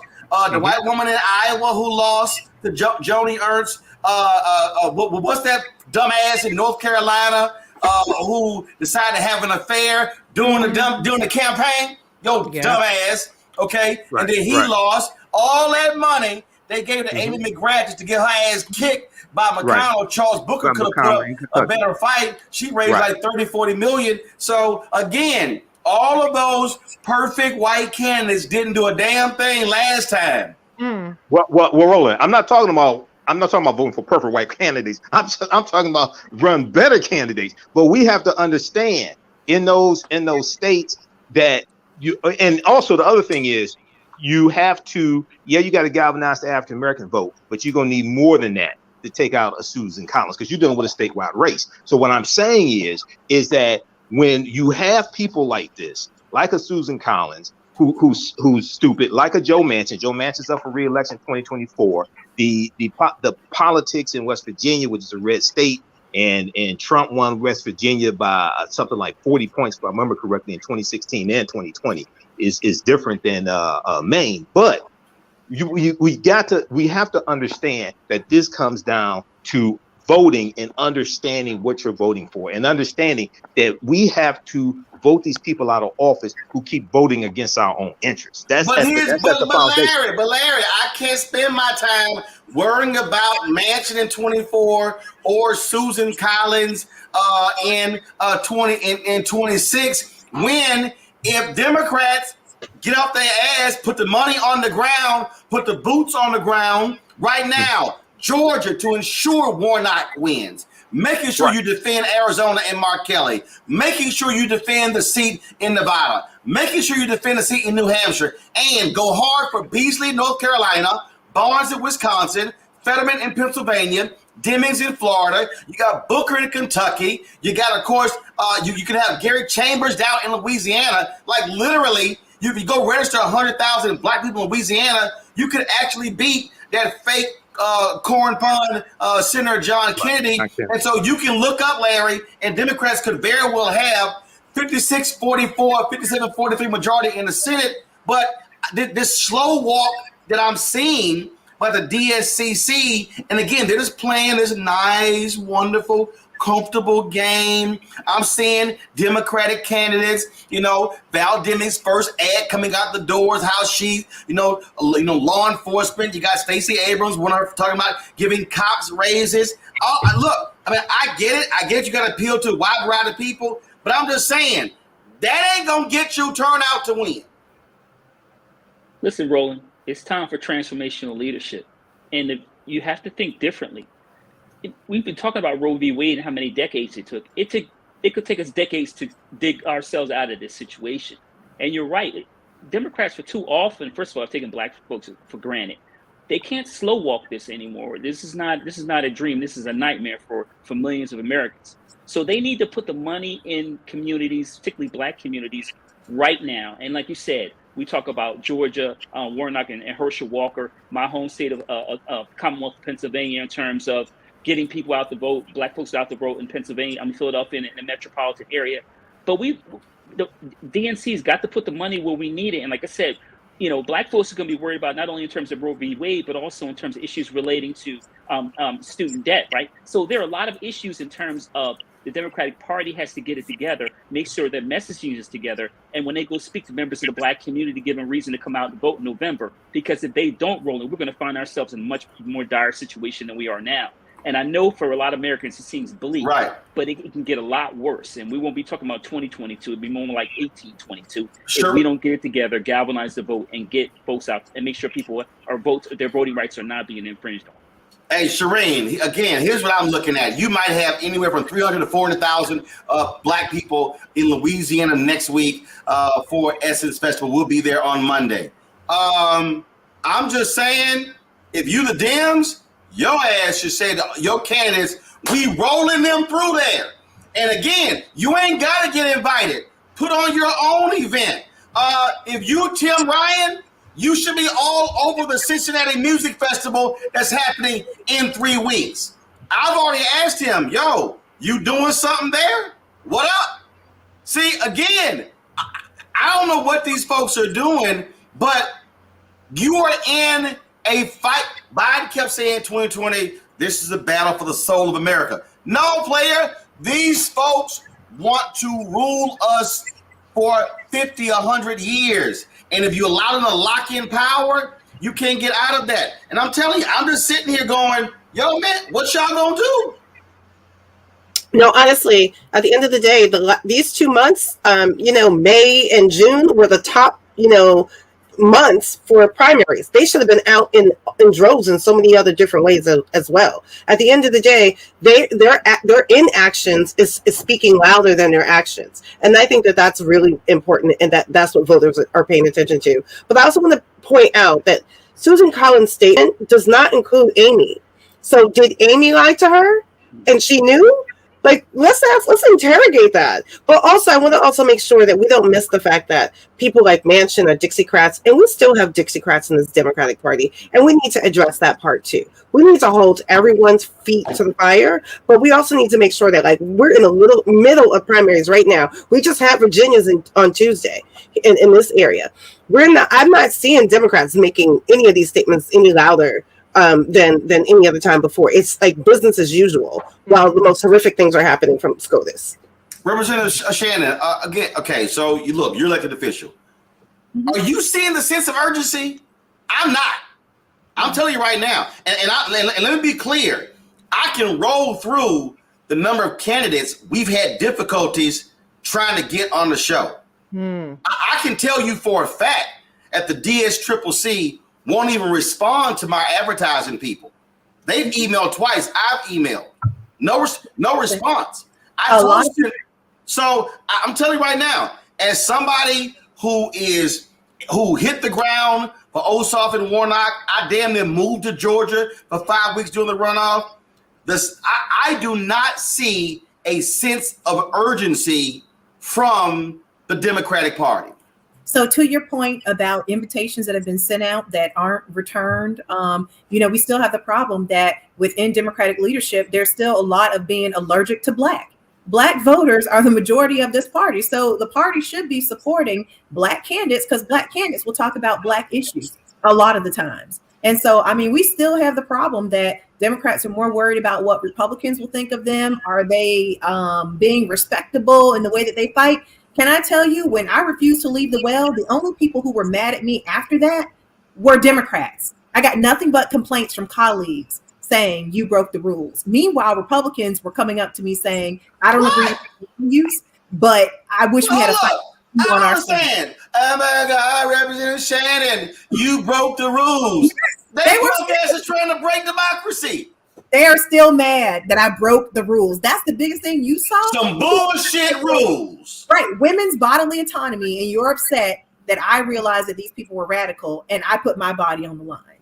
That's what you're upset about.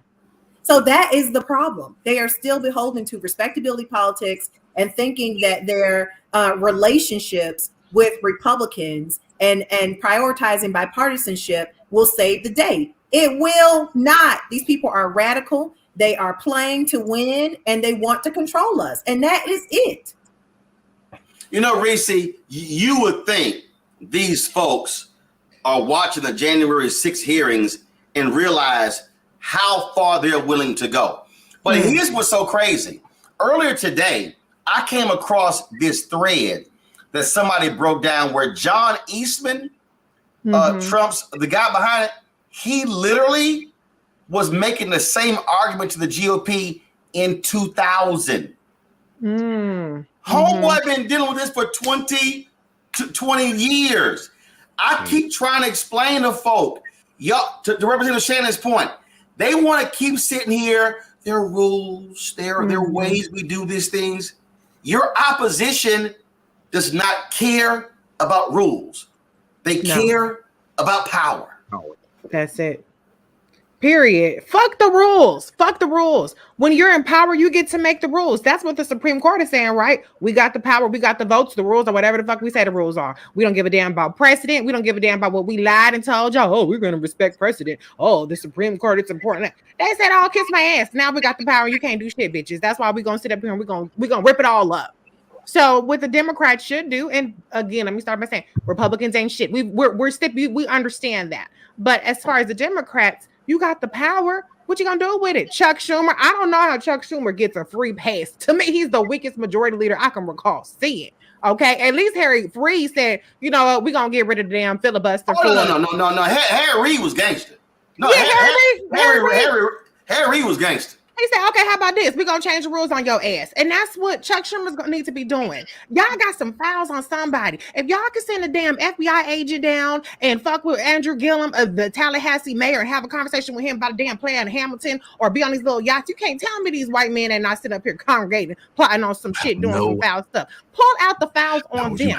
Play dirty. That's what we want to see from you. And I know I'm saying that, and I know I'm delusional even saying that, because that ain't the kind of folks that we dealing with. But damn it, if you want to save any semblance of what we have going on, somebody got to bring out the big guns. I don't know who it is. I don't know how, but somebody got to do it, because we're not seeing the needle move anywhere. We're not seeing Stacey Abrams move up in the polling in Georgia. We're not seeing anybody make any room on DeSantis. We're not seeing even Bates. Oh, he's moved up, but he's still 5 points behind Abbott and damn Texas. Okay, so as long as the needle's not moving, as long as gas prices are high as shit, as long as eggs, bacon, beef, chicken, shit, Chipotle, McDonald's is high as shit, somebody got to do something, okay, to get people out of their seats. It should be automatic. This should shake your conscience, but it ain't happening. So what you gonna do? Because I done got 18 different goddamn fundraising emails today from the Democrats. I need a plan. What's gonna happen with the damn filibuster? How many votes do we need in the Senate? What kind of lawsuits are y'all filing? The Supreme Court is not a legitimate institution that they're gonna be against damn humanity and citizenship of women in this country. So fuck them. That's what I need to hear from the Democratic Party. Now, can you chip in $5? Can you chip in $10? No, tell me what the hell you're gonna do right now, because I'm sick of it. Well, I'll be honest with you. I'm gonna go to a break here, but if I get one more damn, hey Roland, this is Nancy Pelosi, and I'm like, oh, is she accepting my invitation to come on the show? Hello. Oh no, it's another fundraising appeal. Right. I'm like, that's all I keep getting. I'm gonna go to a break. We come back. We're gonna keep talking about the what's next. And y'all, and look, I know we're gonna get blocked. So Keenan, go ahead and get ready to remove these videos after I play them. I know they're gonna block us saying we use somebody else's content. But there are 3 sound bites from my man Papa Pope on Scandal I put on social media that I personally think applies to this whole conversation we've been having. I'm gonna play those next. I can't wait to get the reaction from our panel. You're watching Roland Martin Unfiltered on the Black Star Network. Download the app. Every available platform, of course, Apple phone, Android phone, Apple TV, Android TV, Roku, Amazon Fire TV, Samsung TV, also Xbox One. Also, if y'all want to support the show, I really appreciate your support. Your dollars make it possible for us to do what we do, travel around the country. Checks and money orders go to P.O. Box 57196, Washington, D.C. 20037-0196. Cash App is $RM Unfiltered. PayPal is R Martin Unfiltered. Venmo is RM Unfiltered. Zelle is Roland at RolandSMartin.com. Roland at RolandMartinUnfiltered.com. We'll be right back.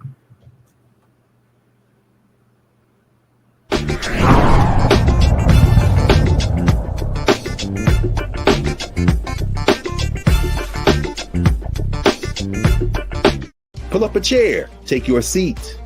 The Black Tape with me, Dr. Greg Carr, here on the Black Star Network. Every week, we'll take a deeper dive into the world we're living in. Join the conversation only on the Black Star Network. Love our new Alexa. It's a Buick. Yeah, Alexa. Buick. Alexa. It's a Buick. It's an Alexa. It's a Buick. It's an Alexa. Coach, that's a Buick. That's an Alexa. The Buick Enclave with available Alexa built in. Verizon just gave us all a brand new iPhone 13. We've been customers for years. We got iPhone 13s too. Switched 2 minutes ago, literally right before this. iPhone 13 on us on any unlimited plan for every customer, with plans starting at just $35. All on the network more people rely on. We're all impacted by the culture, whether we know it or not. From politics to music and entertainment, it's a huge part of our lives, and we're going to talk about it every day right here on The Culture with me, Faraji Muhammad, only on the Black Star Network.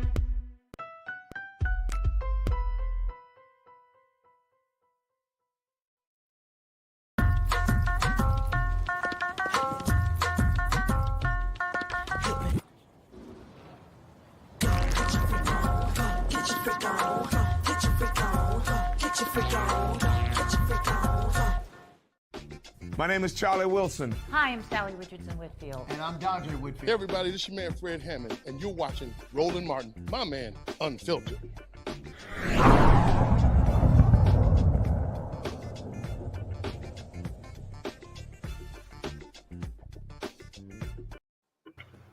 All right, folks, welcome back to Roland Martin Unfiltered. So, as we were talking about, we were just talking about in terms of how a lot of these DMs are responding. I could not help but think about scandal, Papa Pope. We had a conversation with Olivia Pope, and I do think this probably accurately describes how Democrats are responding to the thuggish gangster nature of the Republican counterparts. Watch this. No, you have no idea what happened. You have no idea what is currently happening. You're skipping around in a field full of bombs and mistaking them for daisies. I mean, again, for me, Michael, that's it. You think bombs are dropping and y'all think y'all in a field of daisies. Well, yeah, once again, Roland, this is long-range planning. This goes back to the Paul Wayrick and the Heritage Foundation. This goes back to this fight for 50 years.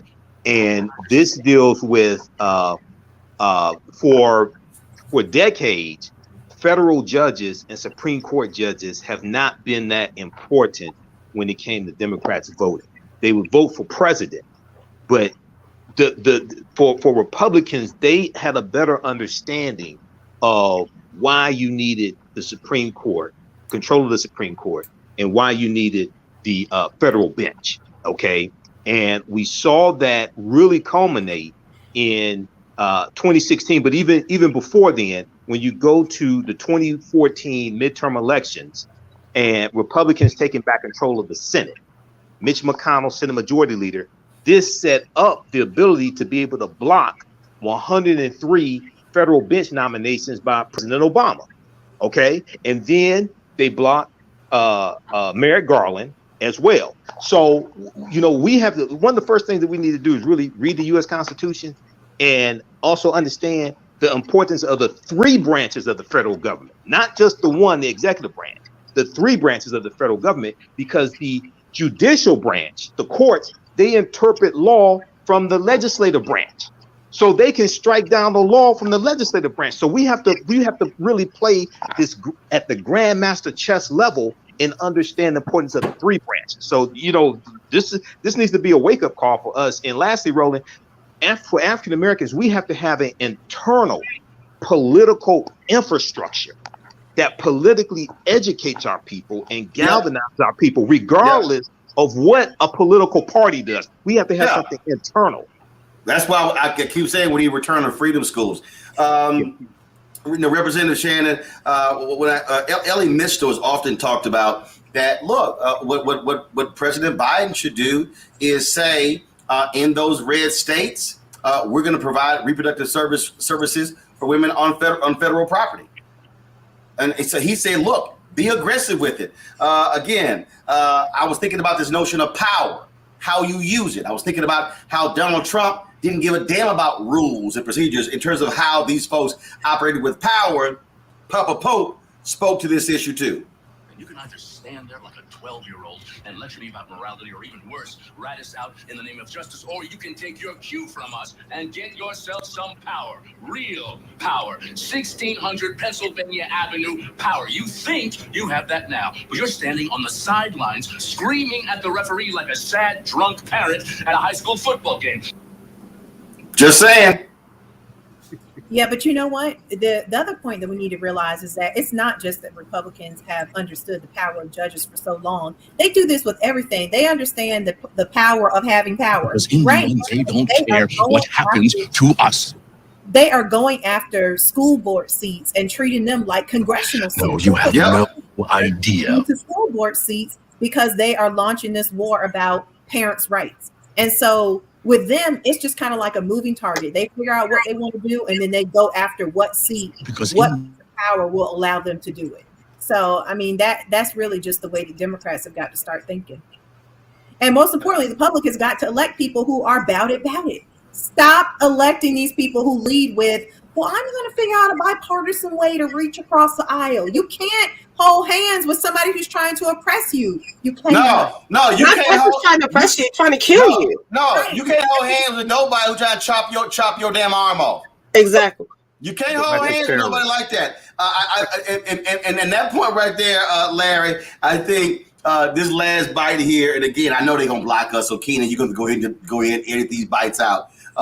But this is for all the black people who also want to play this go along to get along game. Because in the end, they don't care what happens to us. You think because they pet you on the head and tell you that you're smart and pretty, that you matter to them? You are in the light so that they can stay in the dark. Papa Poke can teach some folks, Larry.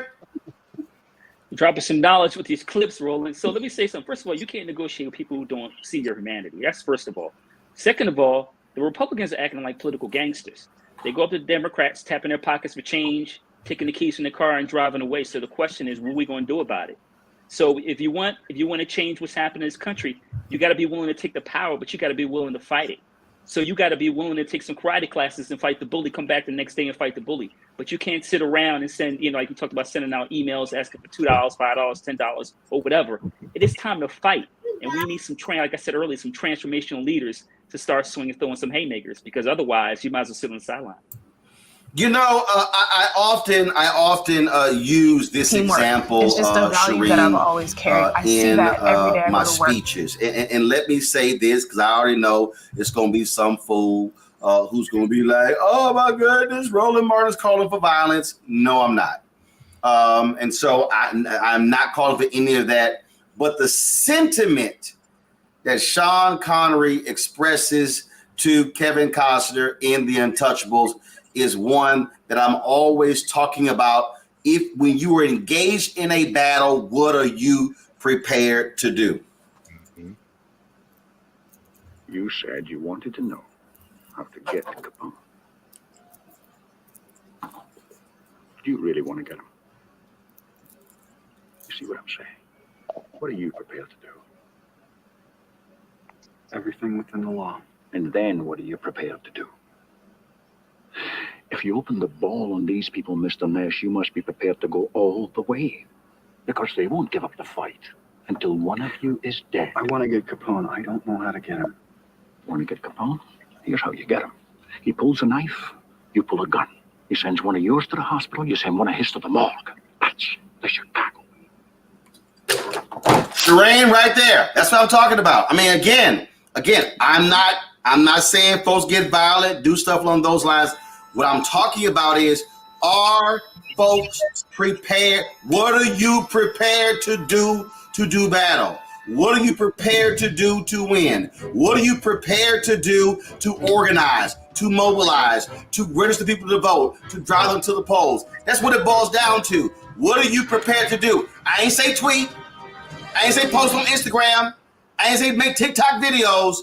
I'm talking about that hardcore work of political work, going precinct, door to door, knocking on those doors, knocking 3 and 4 and 5 times, saying, you're going to vote, you're going to vote, you're going to vote, you're going to vote, and need a ride, we're going to be back. All of those different things, that has to happen. And that has to happen not just for the presidency, right? That has to happen also specifically for the school board. When you see these parents showing up and acting irate at the school board, make sure there's someone there to counter that response. Make sure that every one of those responses has another response, not the whole let's go out and wine and dine and then debate about what's happening on the school board level.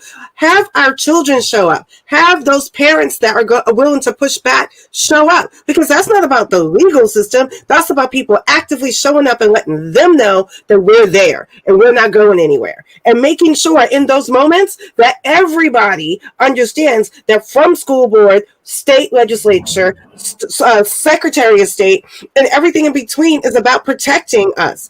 Remember, what Alito just did is said we can go back to antebellum, where slavery was being slavery was legal, to actually use the law of anti-abortion. Why? Because in that point we were property. We have to understand that there are people in this country that wants us to go back to being property. We need to be able to hear that and respond to that and understand that even the concept that gun laws or a gun is more important than what's inside my body. The gun ain't attached to your body, y'all. It's attached to your hand, maybe, but not your body. And the fact that we're not, and people are not understanding what's being granted autonomy and what isn't, your individual rights are being infringed upon. And they're saying it's justified because in 1825, when that first anti-abortion law existed, we were property. We weren't just property of men, we were property of women. Like, let's understand how far back these people are reaching and how much we have lost over that time and how much we still need to be fighting. We should not be getting comfortable about whatever's moving forward at this point. We need to be fighting hard. And please remember, literally, almost every one of those anti-abortion laws happened before women even had the right to vote. Only one happened in 1950. And at that point, we were still being lynched. Let's make sure that we're listening to what is being said in every one of these different laws that are being passed, every one of these opinions. That includes the state level, because the most important part that impacts you is what the states decide to do. And states' rights still means that there are people out there who think we should still be slaves. Indeed. Let me thank Shireen Mitchell, Dr. Larry J. Walker, Michael Imhotep, Reese Colbert, Representative Renita Shannon for joining me on today's show. Thank you very much. Folks, I'm going to this final break. When we come back, I will offer up my final thoughts on, yes, this historic day where the United States Supreme Court issued their decision overturning a nearly 50-year precedent and validating Roe v. Wade, and it is no longer the law of the land. I will offer my thoughts when we come back on Roland Martin Unfiltered on the Black Star Network.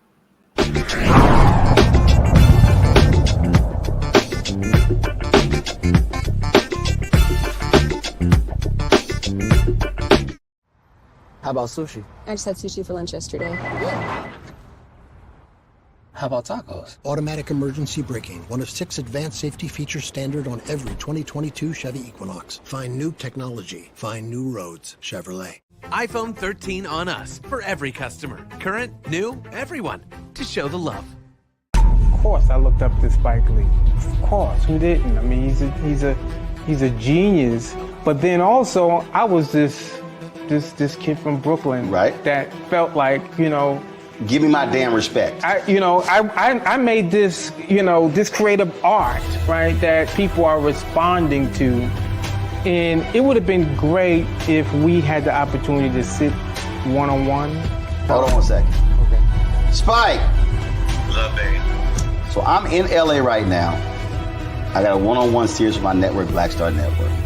And I'm interviewing Maddie Rich. I appreciate that, bro. That's a big moment, man. That was like, man, that was good. Got me all choked up. That's good. Well, I'm all about connecting. Appreciate that, bro.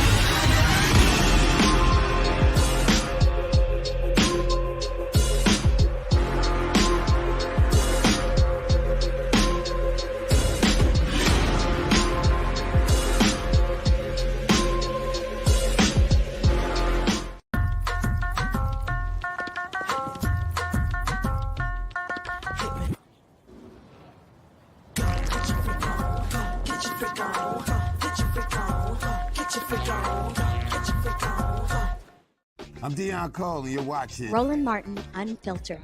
Stay woke.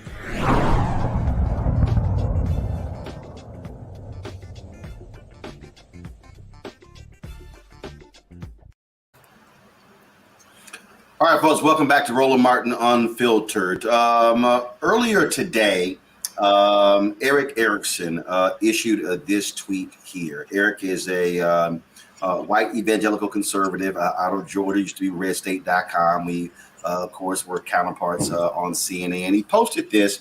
He said, "And now the real work of the pro-life movement can begin." My response was, y'all are not pro-life, Eric Erickson. Your movement is anti-abortion.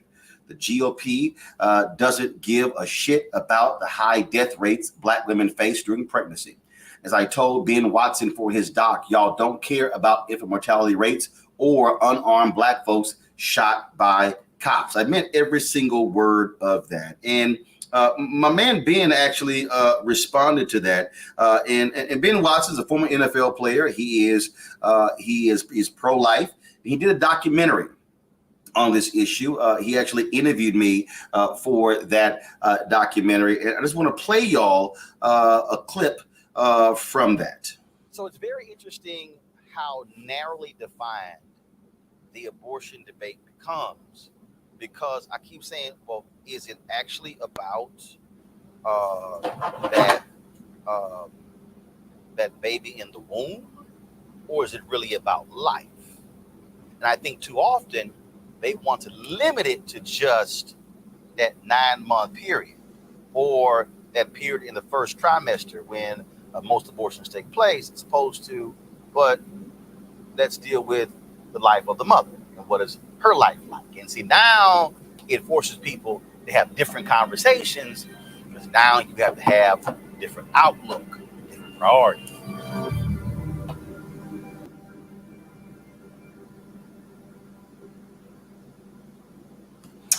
Folks, that really is the issue that we're now looking at.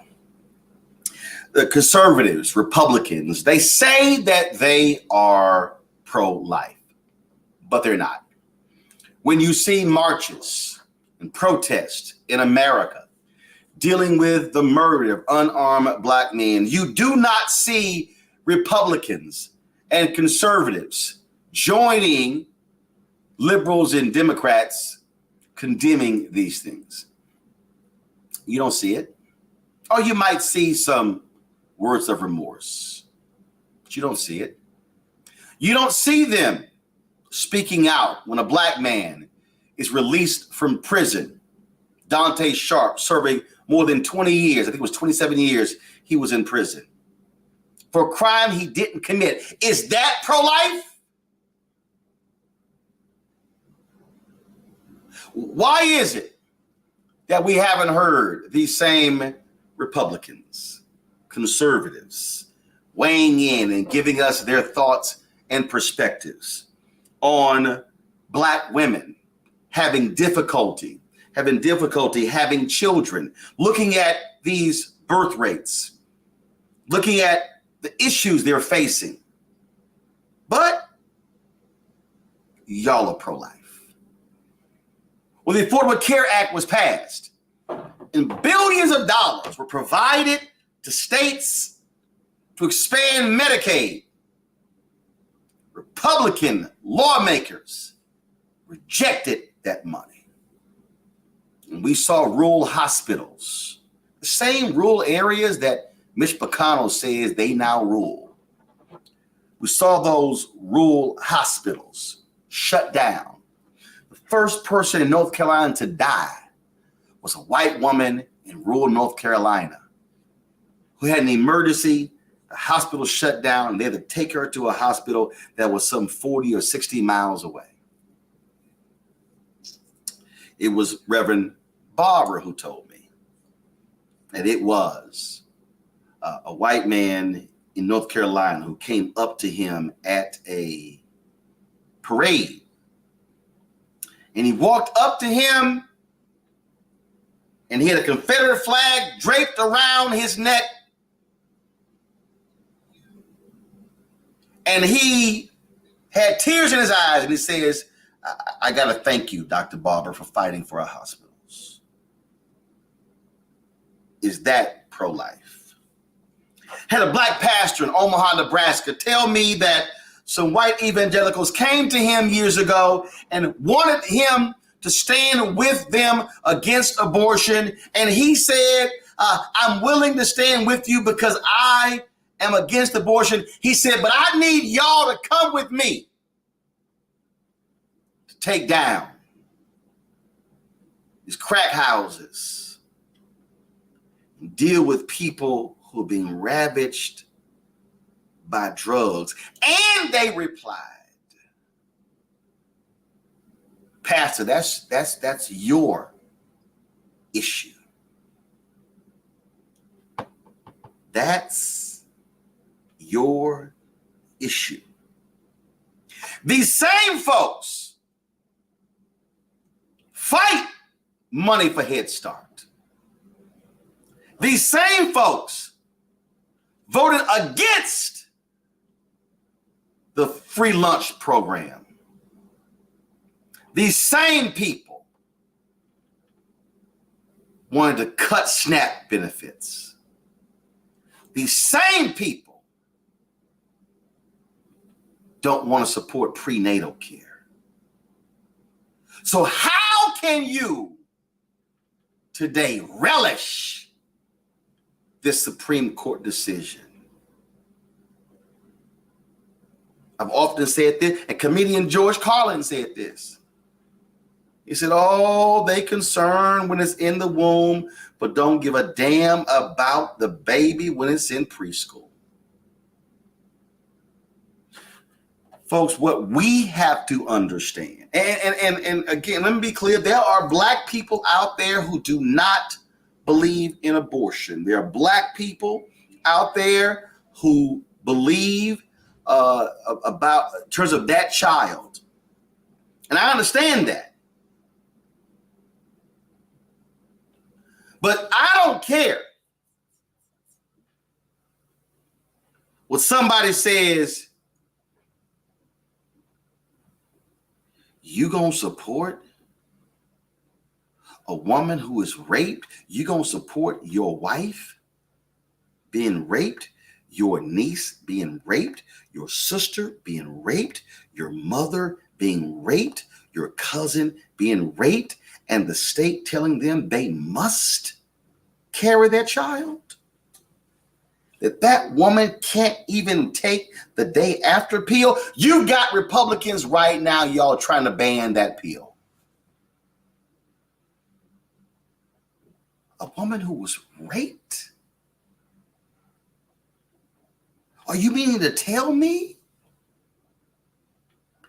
that there's a 10 or an 11 or 12-year-old child who has been raped and sexually assaulted by a relative, that child must carry that baby born out of incest?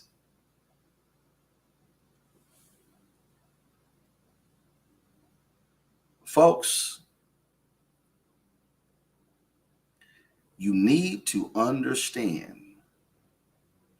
that today's Republican Party, today's conservative movement, there is no compassion in this movement. There is no concern about the well-being of all Americans. What we are looking at people who want to exact revenge on this nation and what they call liberal policies and liberal laws that have been passed. I dare call them laws of humanity. This is not just about Roe v. Wade. It's not just about the gun decision of the law in New York State. It's not just about Miranda. What this is about are individuals who are seeing that their power is waning. You are seeing individuals who are scared to death of the future browning of America. And they want to make sure that as the nation changes demographically, and those folks then begin to assume power, that they are going to be placed in a straitjacket with handcuffs, duct tape, and unable to do anything because they will have already changed the rules, changed the law. So what must you do? You can't just hit the like button and the like button on YouTube, which you should be doing right now. You can't just post your outrage on Facebook. You can't just say, I can't believe what they're doing to us on Twitter and TikTok and Instagram and Snapchat and Fanbase and LinkedIn and Tumblr and all the platforms. What you must be doing right now is making a decision that you are going to become a far more active participant in this thing we call the republic. You are going to have to ensure that this so-called democracy stays one. You are going to have to ensure, you are going to have to ensure that you are willing to stand up and do what the previous generation did. And that is, as Dr. King said, make the country be true to what you put on paper. Brothers and sisters, we must understand you are being called to the battlefield. You are being drafted in this war. And what you cannot do is say that I'm going to allow somebody else to do the battle, because it's not just about your body and your choice. It literally is about the future of this country, because they are not going to stop where they are. They are going to continue over, and they're going to continue pushing, continue changing the law, continuing to do these things. And the only way it can be stopped is when we use the power of the ballot box. That's why I decided whether they vote like your ancestors died for it. This generation is being called to account.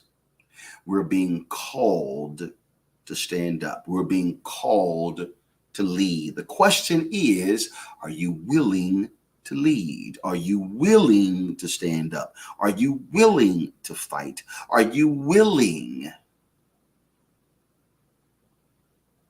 to engage? First thing you do right now. The first thing you do right now. And I see somebody sat here and said, Mr. Martin, this monologue isn't going to work, but I respect your positions. No, Robert, every day you're wrong. Oh, I know you're wrong. Because there's somebody who's watching this, Robert, that you don't quite understand, Robert. I'm not only talking to more than 2,300 on YouTube right now and several hundred on Facebook and also on the Black Star Network, because the reality is this is going to be seen on every single platform to all 3.7 million of my followers. What I'm calling on you to do is, first and foremost, make sure that you are registered. Then I want each of you to take it upon yourself to say you're going to go help 10 other people you know to get registered. And then you're going to ask those 10 to go get 10. So therefore, you will get 10. So that's 10. Your 10 then will impact 100. Then you're going to ask those 100 to actually get 10 themselves. And now that's 1,000. But see, I need you to start with the first 10. You can't get to the 1,000 unless you start with the 10 yourself. And you know who they are. They go to your church, they're in your fraternity, in your sorority, they're in your men's groups, your women's group, they're in your Bible study, they go to your school, they work with you. Yeah, I'm just asking you to open your mouth. I'm just asking you to actually do something. Don't say it's Reverend Barber's job, Latasha Brown's job, or Cliff Albright's job. See, that sounds like the folk who say, man, I sure wish, Pastor, I sure wish my coworker could have heard your sermon. Why didn't you invite your coworker to church? Better yet, why didn't you get a copy of the sermon and bring it to your coworker so they can listen to it or watch it and then bring them next Sunday? Why didn't you even volunteer to come pick your coworker up from home to bring them to church with you? If you are outraged by the direction of this country, if you are outraged by what you are seeing, if you are outraged by Republicans refusing to support the policies that matter to us, then what are you willing to do? I'm willing to do like my frat brother Vertner Woodson Tandy said, when he said, we will fight until hell freezes over, and then we will fight on the ice. The operative word is fight. Because when you fight, somebody has to win and somebody has to lose. And I'll be damned if I'm not going to be the last one standing. Folks, that's it for us. Again, we were supposed to be off today. I gave my staff off, but when the Supreme Court decision came down, we decided not to go into the office, but we did this via StreamYard. Thank Keenan White for putting this all together. The staff will also work on this today. Folks, I will see you on Monday from New Orleans, where we will be there for Essence Festival. We'll continue to cover this story and many others. I appreciate all of you who are watching. Folks, hit that like button on YouTube, hit that like and share button on Facebook. I want you to share this with your friends. Spread this around. We should have 100 or 200 or 300 or 400 or 500,000 views of this video. This is our moment. We must be ready to fight. Holla!